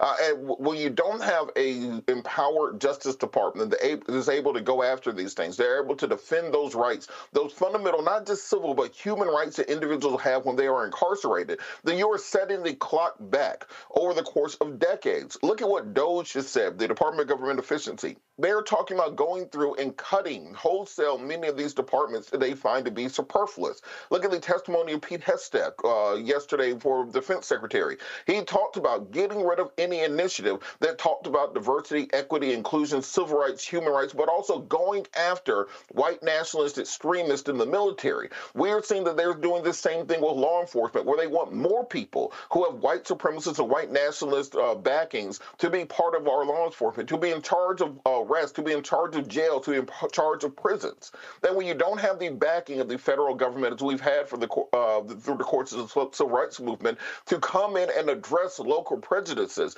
you leave people without coverage. So for the next 4 years at least, we'll be without coverage on many of these issues. And going forward, we're going to have to work to repass and reinvigorate many of these entitlements and many of these rights that are currently going away. We still haven't gone back and fixed the damage that was done by Shelby v. Holder to voting. We still haven't gone back to address many of these rollbacks that we've seen to civil rights. And what I fear is that after the MAGA movement is done in 4 years, and potentially even longer, there won't be much to restore and rebuild. We'll have to restart from scratch. We cannot be the generation that is known as the generation that failed and lost the civil rights movement for all of our ancestors. Rebecca, on midnight Monday night, Jack Smith's report on Donald Trump's efforts to illegally overturn the results of the 2020 election. He said that, without a doubt, the evidence showed that if this went to trial, Trump would have been convicted. And frankly, the only reason he is getting off is because he was reelected. Of course, this is also the basis of Fonnie Willis's, legal battle with him in Georgia, but that's also now on hold for at least 4 years. That 140-page report by Jack Smith is important. And I just think that, first of all, a lot of information that we knew, but he makes it perfectly clear he would have been convicted. And I dare say, when it comes down to it, what the hell was Merrick Garland doing for 2 years? First, just like we talked about last Wednesday, I'm very glad that this report is being released, because we need to have the official record from the United States federal government to serve as a witness and bear witness to the events that happened on and around and leading up to January 6th. Full stop. It has to be released. That said, got many issues with Merrick Garland.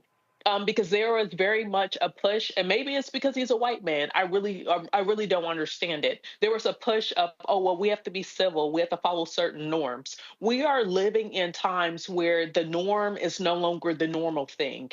There's no such thing as a regular conventions of how we do things in this country, because even what Robert was saying and Gavin was saying, we are now in the MAGA world. And so if the quote unquote good people, or the people who support democracy in this country, aren't prepared to fight on that field of battle, then it's already a losing proposition. We can't pretend or dig our heads in the sand and pretend that the reality of what's happening is not occurring. And, I think Robert said this at the top of the show.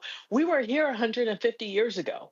We were here during post-Reconstruction. So we actually have the blueprint of what to do next, but we have to have people who have the willingness to do it. And you know what? From where I see it, I think I talked about this maybe a month after the election. I trust Black women. I trust some Black men. There were some people in the comments who were like, what do you mean you don't trust all Black men? I trust people of good conscience who want to make sure that this country is free, fair, and accessible for all. But what we're seeing is that there's a new administration that's coming in, and they don't give a care about everyday Americans. They only care about lining their pockets. They only care about particular consolidation of power. But our country is really in a very precarious place. We're at a crossroads. Are we going to move forward as a democracy, or are the rest of us going to beg Canada to allow us to go into Canada rather than Canada becoming the 51st state, as the Orange-in-Chief seemed to imply last week? Gavin, Rebecca's right. The report needed to be released. We needed to see it. And what it also shows is that this country didn't give a damn if this man tried to overthrow an election, committed an insurrection, was impeached twice. And so, hey, whatever happens and they allow them to do, that's on all of those folks. Republicans, Democrats, independents, and the people who set their ass at home. Don't look at us. Don't look at us who voted for Vice President Kamala Harris, because we knew what the flip side. I don't want to hear no bitching from any of these people when two more hardcore, young, right-wing conservatives, potentially Eileen Cannon, are put on the Supreme Court. Because you know what? Some of us did our job. That's right. Look, and I think my takeaway from this report is that we've seen now evidence has confirmed that Donald Trump ran for president simply to save his own ass, right?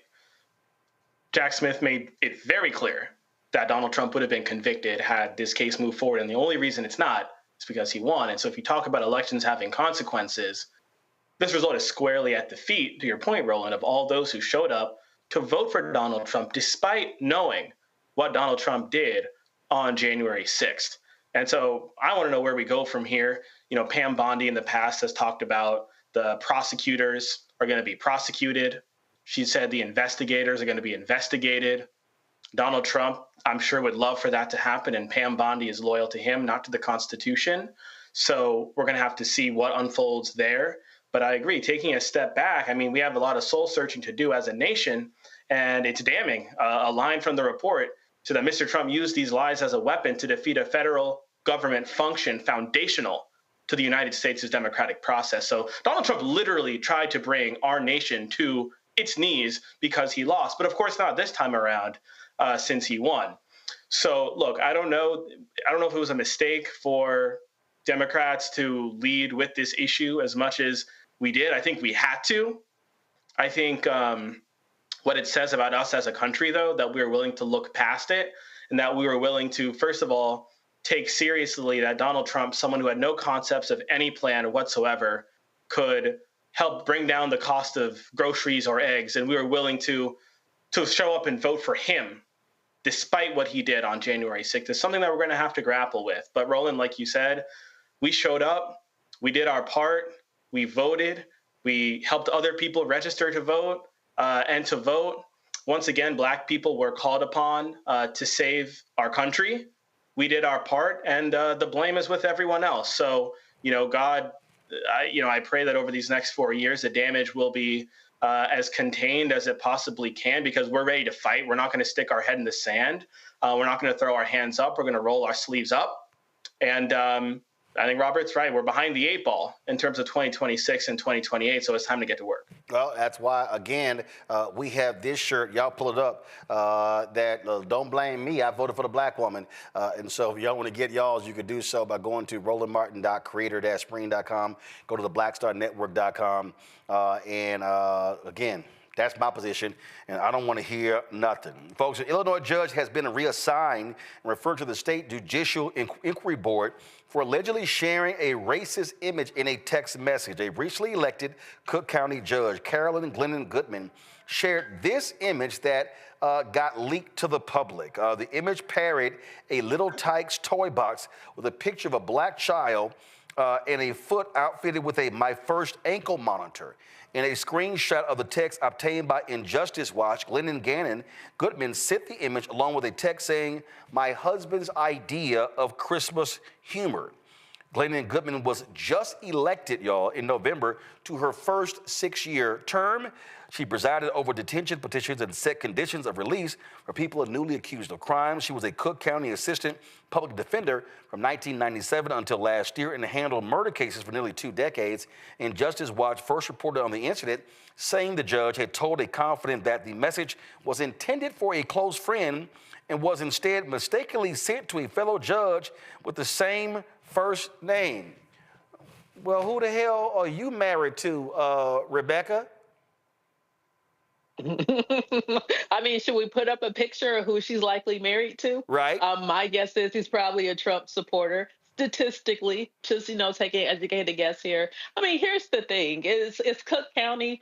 There's enough people there. If they wanted to do a recall, they could do a recall. But that's up to them. But also, this is what people have to understand. Regardless if someone has a Democrat or a Republican in front of their name, not everybody supports Black people and Black communities.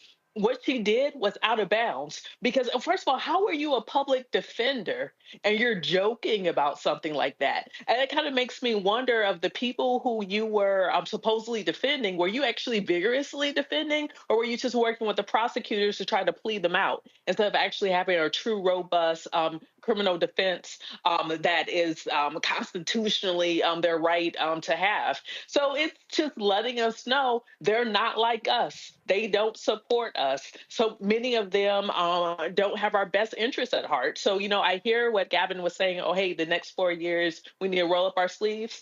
Well, hey, we need to we need to roll up our sleeves on behalf of our community, because ultimately we have to be the savior of our community. Indeed. Folks, I want to get this in real quick. North Carolina's Bennett College president stepping down. Suzanne Elise Walsh will be complete her term on June 30th. This is her appointment in 2019. She has moved the college from critical to stable by focusing on resource stewardship. During her presidency, Bennett College also earned prestigious national acknowledgments, including recognition as a Fulbright HBCU institutional leader for 5 consecutive years, ranking #1 in social mobility in 2022 and 2023 by U.S. News & World Reports, and designations as one of the nation's best women's colleges by bestcollege.com. An interim search will assist the Board of Trustees in identifying an interim president who will begin transitioning before President Walsh's departure. Folks, shortly, President Joe Biden is going to deliver his final national address as President of the United States. Today, of course, they announced a ceasefire between Israel and Hamas. Republicans are taking lots of credit for this. I dare say, don't know how much time we have. It's supposed to happen at the top of the hour, and so soon as I see it come up, I got to go right to it. But Gavin, real quick, this sounds to me very similar to what happened to Jimmy Carter in 1981. And there's no doubt in my mind that Trump and his people told Netanyahu, yo, y'all don't accept nothing until after the election, and I'm about to get inaugurated so they can claim credit. Go. Yeah, no, definitely. I texted one of my friends earlier today and I said, President Biden just got Jimmy Cartered. Because as you said, Roland, this is exactly what happened to Jimmy Carter years ago. President Biden's going to be leaving office, unfortunately, with approval ratings very near where President Carter's were when he left office. Well, actually, CNN's poll has him leaving an approval rating with 36%. That's still higher than what Trump. It's still higher than what Trump left with in 2021. Go ahead, finish your point. I got to quickly go to Robert and to Rebecca. I was just going to say, previewing the speech coming up in a couple of minutes, I think it's going to be an incredible speech. It's going to be the president's opportunity to say farewell to the country after his 4 years in office and his 53 years in public service. So I'm looking forward to tuning in. The reality here, Robert, is that Biden, that was a thread I read earlier, that Biden could have done more to push Israel, but he was so steadfast in his commitment of not cutting off weapons that, frankly, they didn't have to listen to him. He had the power to do that, but he chose to stick with them, and they turned around and screwed him, and that also screwed Vice President Kamala Harris.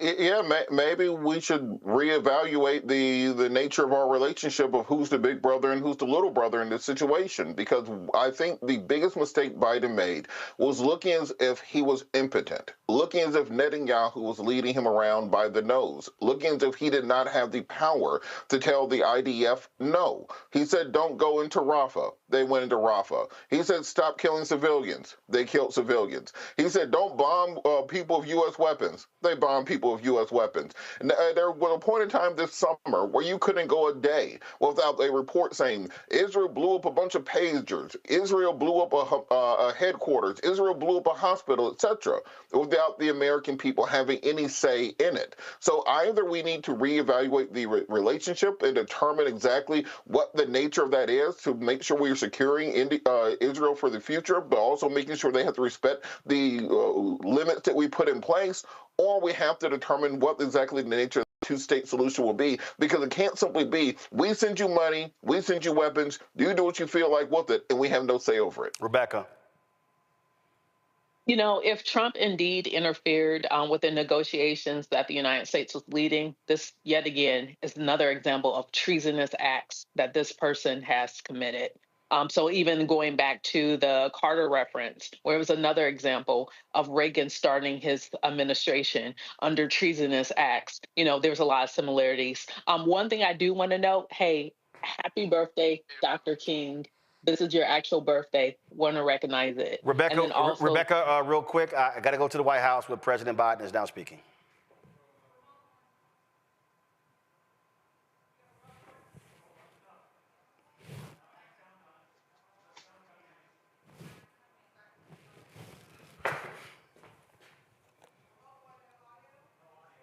iron worker installed beam after beam, day after day. He was joined by still.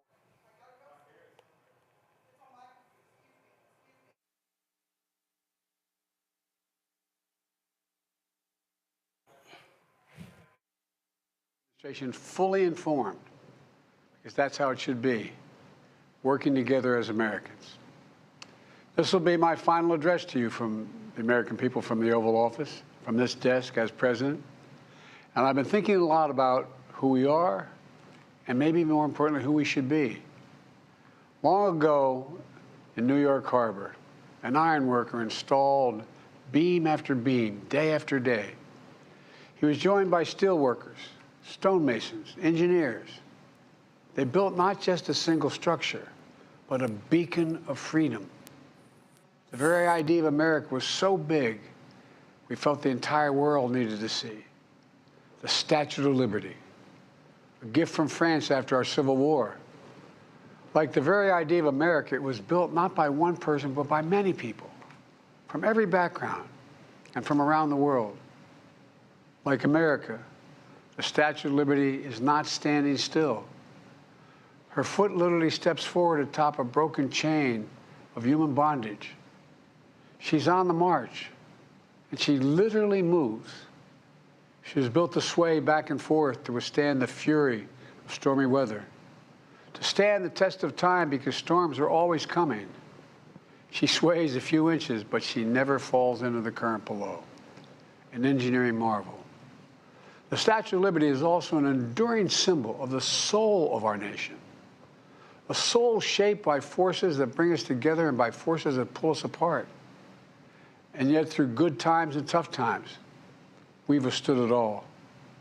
A nation of pioneers and explorers, of dreamers and doers, of ancestors native to this land, of ancestors who came by force, a nation of immigrants who came to build a better life, a nation holding the torch of the most powerful idea ever in the history of the world, that all of us are created equal, that all of us deserve to be treated with dignity, justice, and fairness, that democracy must defend and be defined and be imposed, moved in every way possible.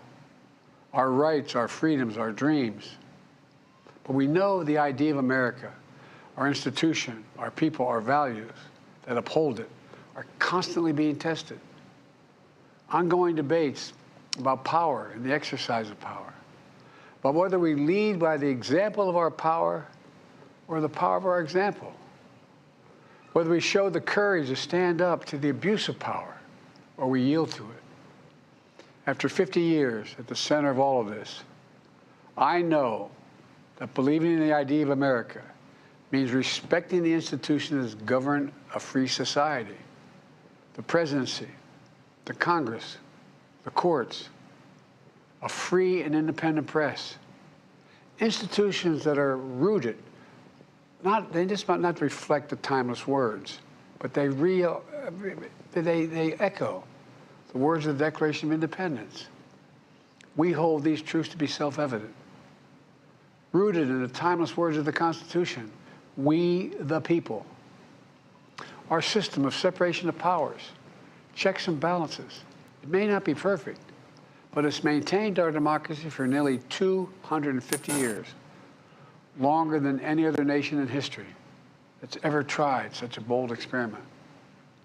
In the past 4 years, our democracy has held strong. And every day I've kept my commitment to be president for all Americans through one of the toughest periods in our nation's history. I've had a great partner in Vice President Kamala Harris. It's been the honor of my life to see the resilience of essential workers getting us through a once-in-a-century pandemic, the heroism of service members and first responders keeping us safe, the determination of advocates standing up for our rights and our freedoms instead of losing their jobs to an economic crisis that we inherited. Millions of Americans now have the dignity of work. Millions of entrepreneurs and companies creating new businesses and industries, hiring American workers, using American products. Together, we've launched a new era of American possibilities. One of the greatest modernizations of infrastructure in our entire history, from new roads, bridges, clean water, affordable high-speed internet for every American. We invented the semiconductor, smaller than the tip of my little finger, and now is bringing those chip factories and those jobs back to America where they belong, creating thousands of jobs. Finally, giving Medicare the power to negotiate lower prescription drug prices for millions of seniors. And finally, doing something to protect our children and our families by passing the most significant gun safety law in 30 years and bringing violent crime to a 50-year low, meeting our sacred obligation to over 1 million veterans so far who are exposed to toxic materials, and to their families, providing medical care and education benefits and more for their families. You know, it will take time to feel the full impact of all we've done together. But the seeds are planted, and they'll grow and they'll bloom for decades to come.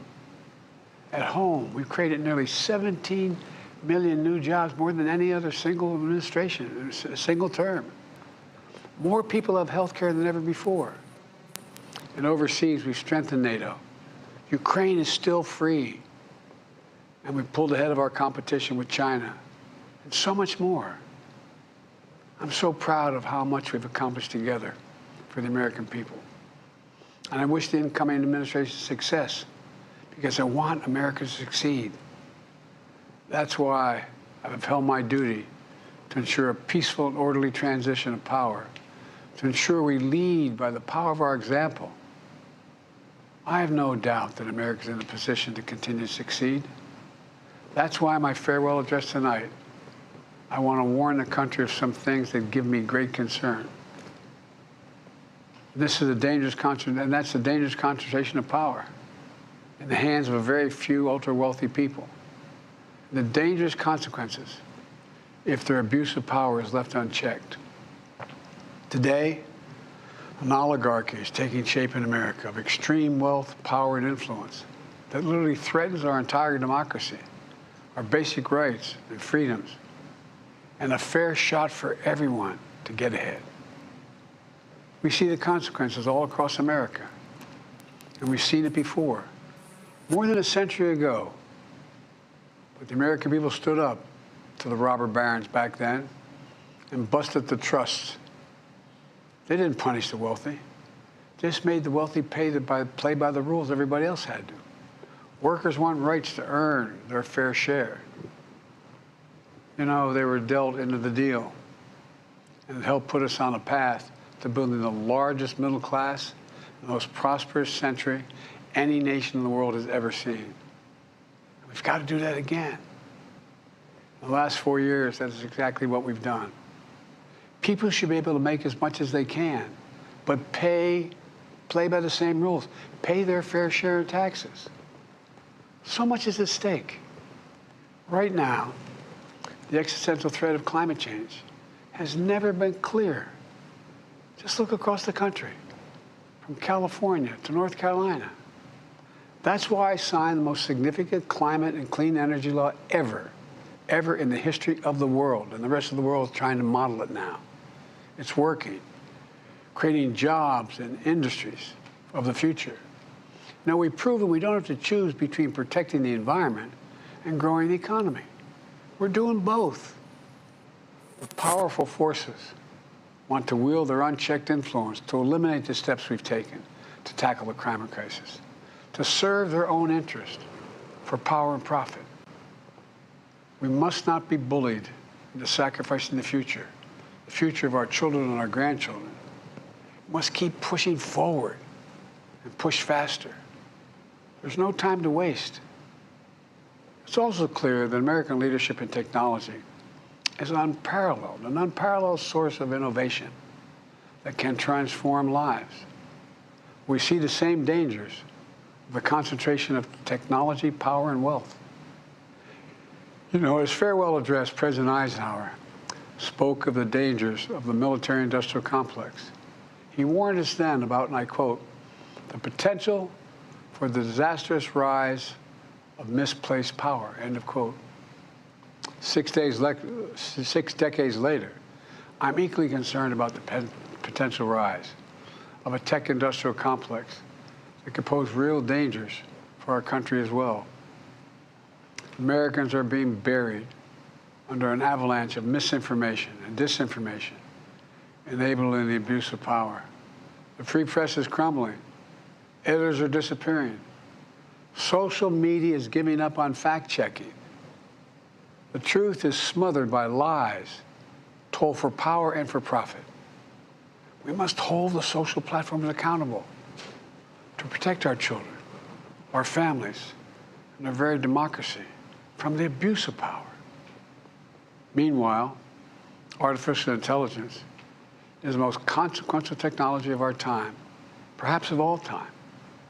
Nothing offers more profound possibilities and risks for our economy and our security, our society, for humanity.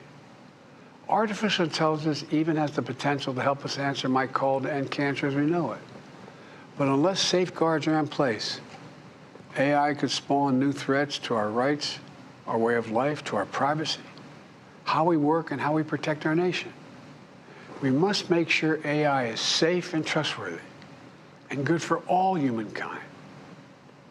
In the age of AI, it's more important than ever that the people must govern. And as the land of liberty, America, not China, must lead the world in the development of AI.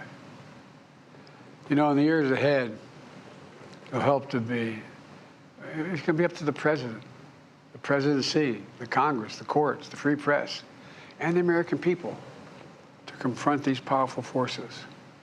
We must reform the tax code, not by giving the biggest tax cuts to billionaires, but by making them begin to pay their fair share. We need to get dark money. That's that hidden funding behind too many campaigns contributions. We need to get it out of our politics. We need to enact an 18-year time limit, time and term, for the strongest ethics and the strongest ethics reforms for our Supreme Court. We need to ban members of Congress from trading stock while they're in the Congress. We need to amend the Constitution to make clear that no president is immune from crimes that he or she commits while in office. The president's power is not limited. It's not absolute, and it shouldn't be. And in a democracy, there's another danger to the concentration of power and wealth. It erodes a sense of unity and common purpose. It causes distrust and division. Participating in our democracy becomes exhausting and even disillusioning. And people don't feel like they have a fair shot. We have to stay engaged in the process. I know it's frustrating. A fair shot is what makes America, America. Everyone's entitled to a fair shot, not a guarantee, but just a fair shot, an even playing field, going as far as your hard work and talent can take you. We can never lose that essential truth, remain who we are. I've always believed, and I've told other world leaders, America can be defined by one word: possibilities. Only in America do we believe anything is possible. Like a kid with a stutter from modest beginnings in Scranton, Pennsylvania, and Claremont, Delaware, sitting behind this desk in the Oval Office as President of the United States. That's the magic of America. It's all around us. Upstairs in the residence of the White House, I've walked by a painting of the Statue of Liberty I don't know how many times. In the painting, there are several workers climbing on the outstretched arm of the statue that holds the torch. It reminds me every day I pass it of the story and soul of our nation and the power of the American people. There's a story of a veteran. This is a veteran, a son of an immigrant, whose job was to climb that torch and polish the amber panes so rays of light could reach out as far as possible. He was known as the keeper of the flame. He once said of the Statue of Liberty, quote, speaks a silent universal language, one of hope that anyone who seeks and speaks freedom can understand. Yes, we sway back and forth to withstand the fury of the storm, to stand the test of time. A constant struggle, a short distance between peril and possibility. But what I believe is the America of our dreams is always closer than we think. It's up to us to make our dreams come true. Let me close by stating my gratitude to so many people, to the members of my administration, as well as public service and first responders across the country and around the world. Thank you for stepping up to serve. To our service members and your families, it's been the highest honor of my life to lead you as Commander-in-Chief. And of course, to Kamala and our incredible partner, historic Vice President. She and Doug have become like family. And to me, family's everything. My deepest appreciation to our amazing First Lady who's with me in the Oval today, for our entire family. You're the love of my life and the lives of my love. My eternal thanks to you, the American people. After 50 years of public service, I give you my word. I still believe in the idea for which this nation stands. A nation where the strength of our institutions and the character of our people matter and must endure. Now it's your turn to stand guard. May you all be the keeper of the flame. May you keep the faith. I love America. You love it too. God bless you all. May God protect our troops. Thank you for this great honor.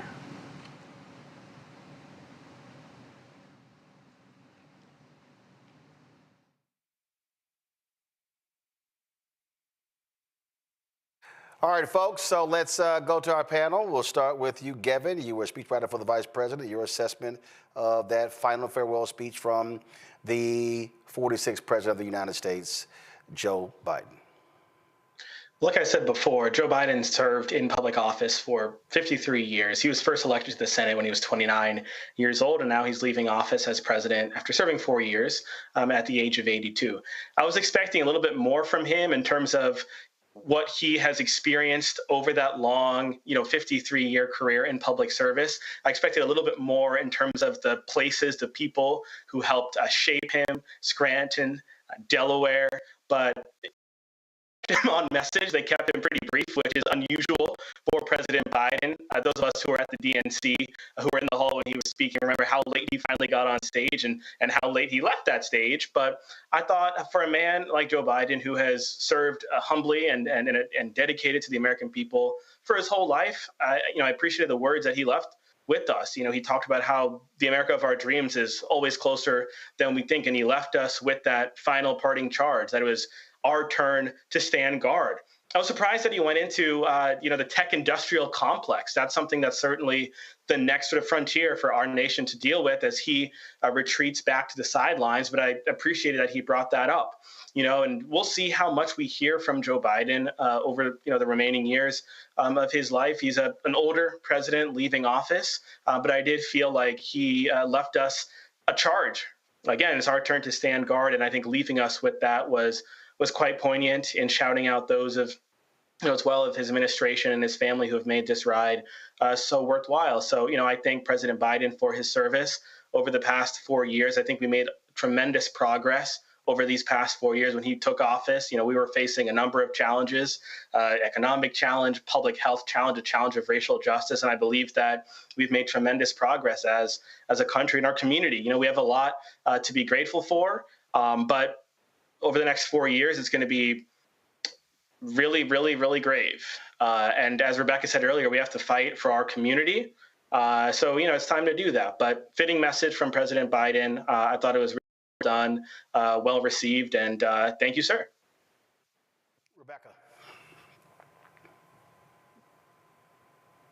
Rebecca? It was chilling. Specifically when he talked about the rise of oligarchy rule in America and its threat to democracy.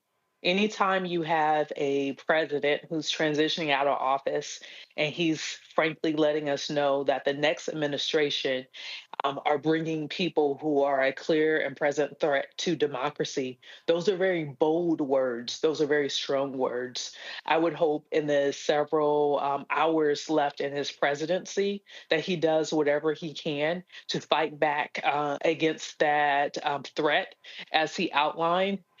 I also have mixed feelings because understanding we all knew that this threat was imminent if Orange and Chief was to take back the White House.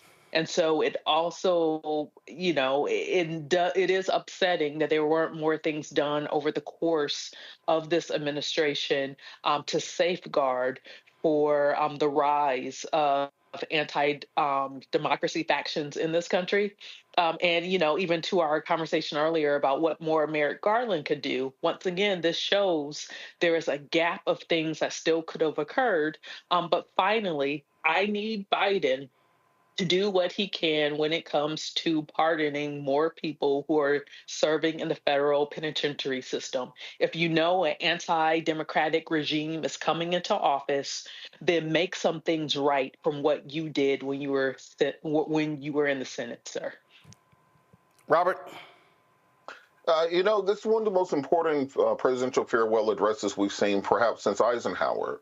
For the people who remember, Eisenhower ended his presidency by talking about the pervasive nature and pernicious nature of the military-industrial complex. And here we are 70 years later realizing that the defense industry controls our federal government and indeed international politics and relations.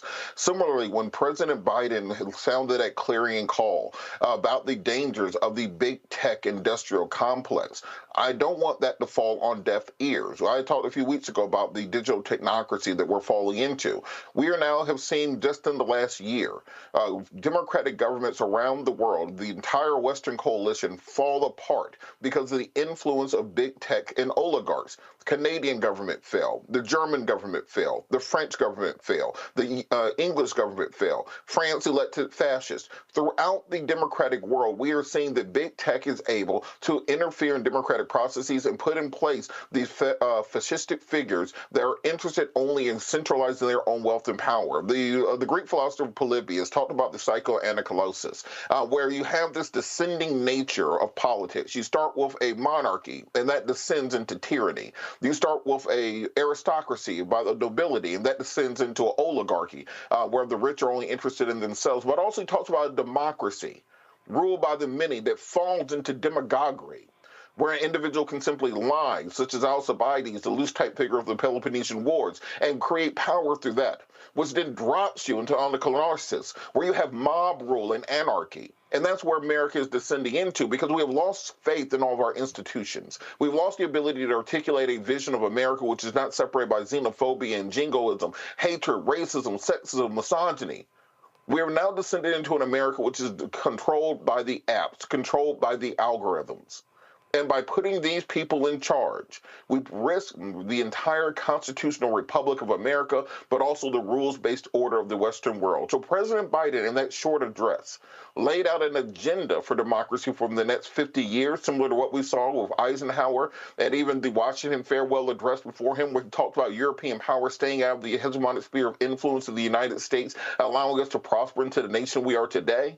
And I think we will do well to take heed of the call he gave us and fight back against the tech billionaires. I say go to my iPad. I think this probably, for me, is the most important thing that we heard. When President Biden said Americans are being buried under an avalanche of misinformation and disinformation, enabling the abuse of power. The truth is smothered by lies told for power and for profit. We must hold the social platforms accountable. In his speech, he also talked about the state of media. He talked about media jobs going away, editors losing their jobs, and those things. And I need our audience to understand that on Monday, let's be real clear, Monday is MLK Day. It is a federal holiday of Dr. King. The only thing that you're going to see on this show, on this network, is going to be the salute to MLK. What you will not see is a salute to an insurrectionist. What you're not going to see is anything dealing with a twice impeached, criminally convicted felon, liar, misogynist, sexist, racist. On Monday, we're going to be in Memphis with Reverend Dr. William Barber for this event, broadcasting all day, doing our show from Memphis that night. For such as a time as this, Justice Rising, a moral call to action in America's defining moment. We're going to be at First Unitarian Church. We're going to be broadcasting from there, the show on Monday. But I also need everyone watching to understand this. And I want you to understand this very clearly and hear every single word coming out of my mouth. And that is, you are not going to see a capitulation from this show and from this network to that thug who is going to be occupying the building 2 blocks from this studio.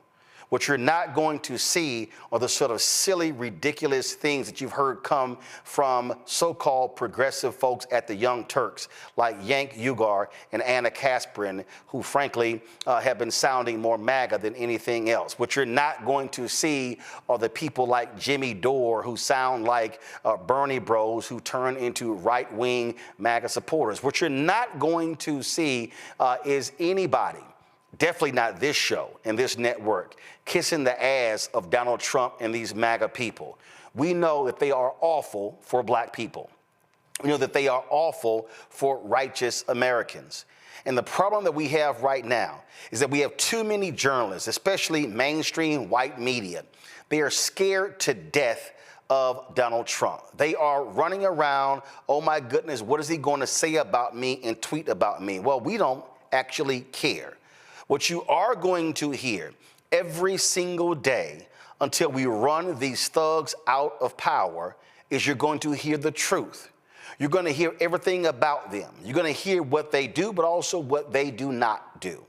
And I'm telling you right now, this is a moment that requires people of courage. This is a moment that requires journalists, it requires editors, it requires photographers, videographers, it requires panelists on this show who have the courage, who understand decency, who have morals, values, principles, and ethics, things that Donald Trump and his appointees do not have.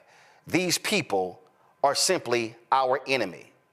This is not about getting along with them. This is not about, sitting down and hearing them out.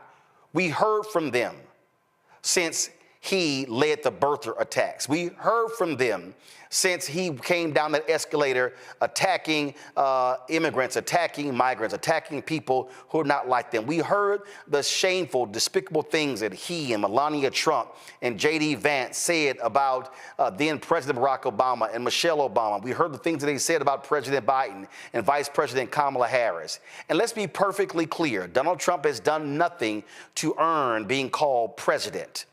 That's why you will never hear him referred to as president by me on this show. It is not going to happen. See, we talk about celebrating Dr. King. One thing that Dr. King said is that just because it is a law does not mean it is a just law. Just because people have a title don't mean you have to call them by that title. What is required in this moment are people who are willing to be truth tellers. What is required in this moment are people who are not willing to bend the knee, who are not willing to bow down, who are not willing to accept people who are in power just because they are in power. What it requires are people of conscience, people of faith who have integrity, who have morals and values. What it requires are people who understand the stakes. Because you cannot be a black journalist, you cannot work in black-owned media if you don't have the courage of a Frederick Douglass and an Ida B. Wells Barnett and a Robert Abbott and a John Sinstack and a Louis Martin. You can't have the courage of an Alice Dunnigan. You can't say you don't have the courage of an Ethel Payne and a Chuck Stone and a John H. Johnson and Lerone Bennett and a Simeon Booker. You cannot say you don't have the courage of an Earl Graves and an Ed Lewis and a Gordon Parks and a Susan Taylor and the brothers and sisters who ran newspapers and magazines, who worked in black radio, the early pioneers of African Americans in television. See, if there's any moment to actually show who you are. It is when you are facing fascists, when you are facing racists, when you're facing white supremacists. Now is not a moment for people of integrity to run and cower.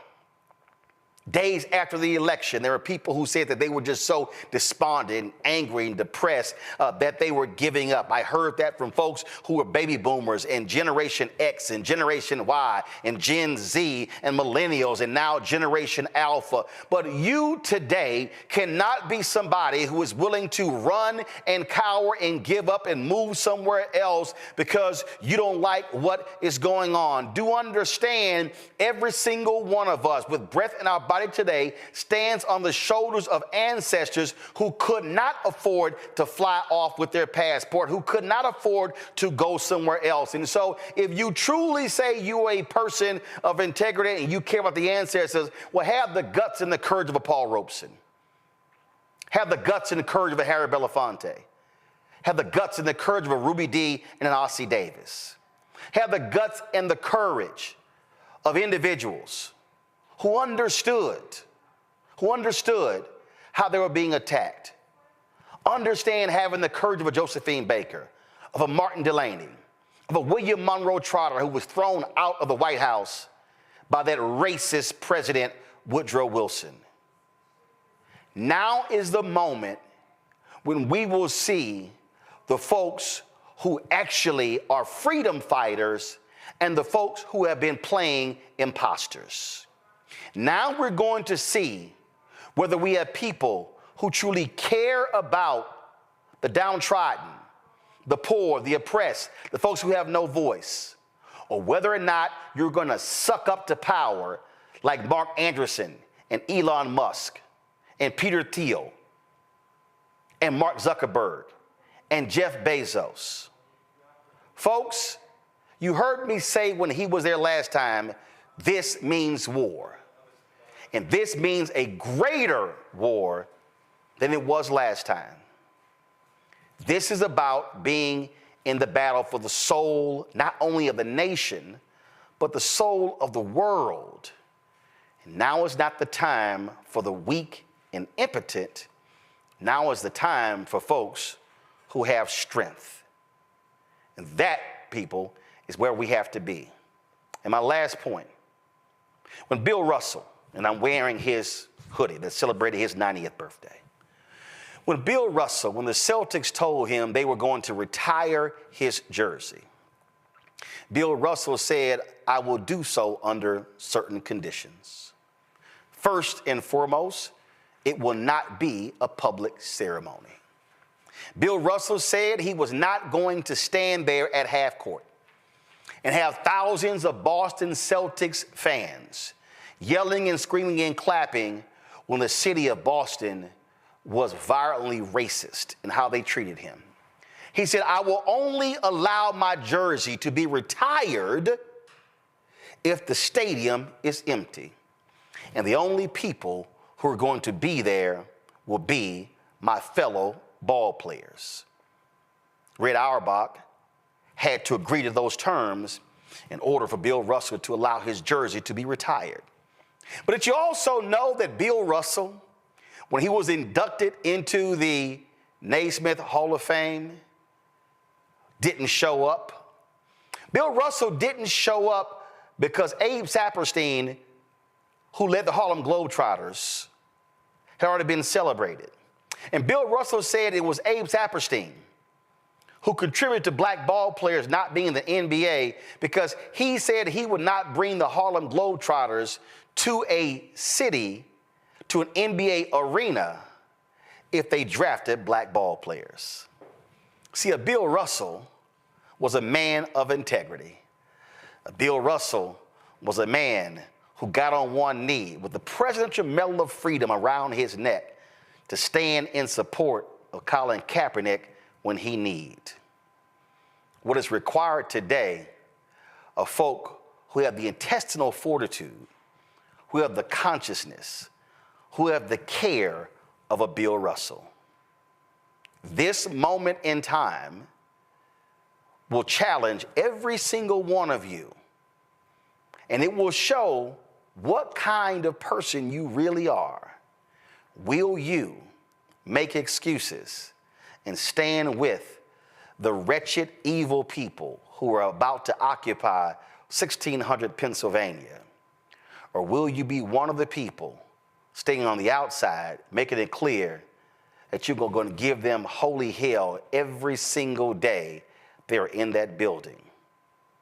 Rest assured, you know exactly where I'm going to be, right here, 2 blocks away, outside those gates, willing to kick their asses every single day for the next 4 years. Kevin, Rebecca, Robert, I appreciate y'all being on today's show. Folks, that's it for us. Support the work that we do. We are doing the work. Billionaires and millionaires are not cutting us checks. Major advertisers are not cutting us checks. It's the people. This show has been about the people for 6 years. This show has been about the people since we started. This network has been about the people. So if you want to support the work that we do, join our Bring the Funk fan club. Cash App, you want to give via Cash App, do so via Stripe. When you go to Stripe, what is required for you, of course, is for you to use Cash App, because they shut down all of our accounts because they changed their rules. So to give via Cash App, use the Stripe app. The QR code you see on the screen. If you're listening to this podcast, this digital show, then you can go to blackstarnetwork.com to see the QR code. If you want to give via PayPal, you can go to paypal.me/rmartinunfiltered. If you want to contribute via Venmo, it's venmo.com/rmunfiltered. Zelle, Roland@RolandSMartin.com, Roland@RolandMartinUnfiltered.com. Download the Black Star Network app, Apple phone, Android phone, Apple TV, Android TV, Roku, Amazon Fire TV, Xbox One, Samsung Smart TV.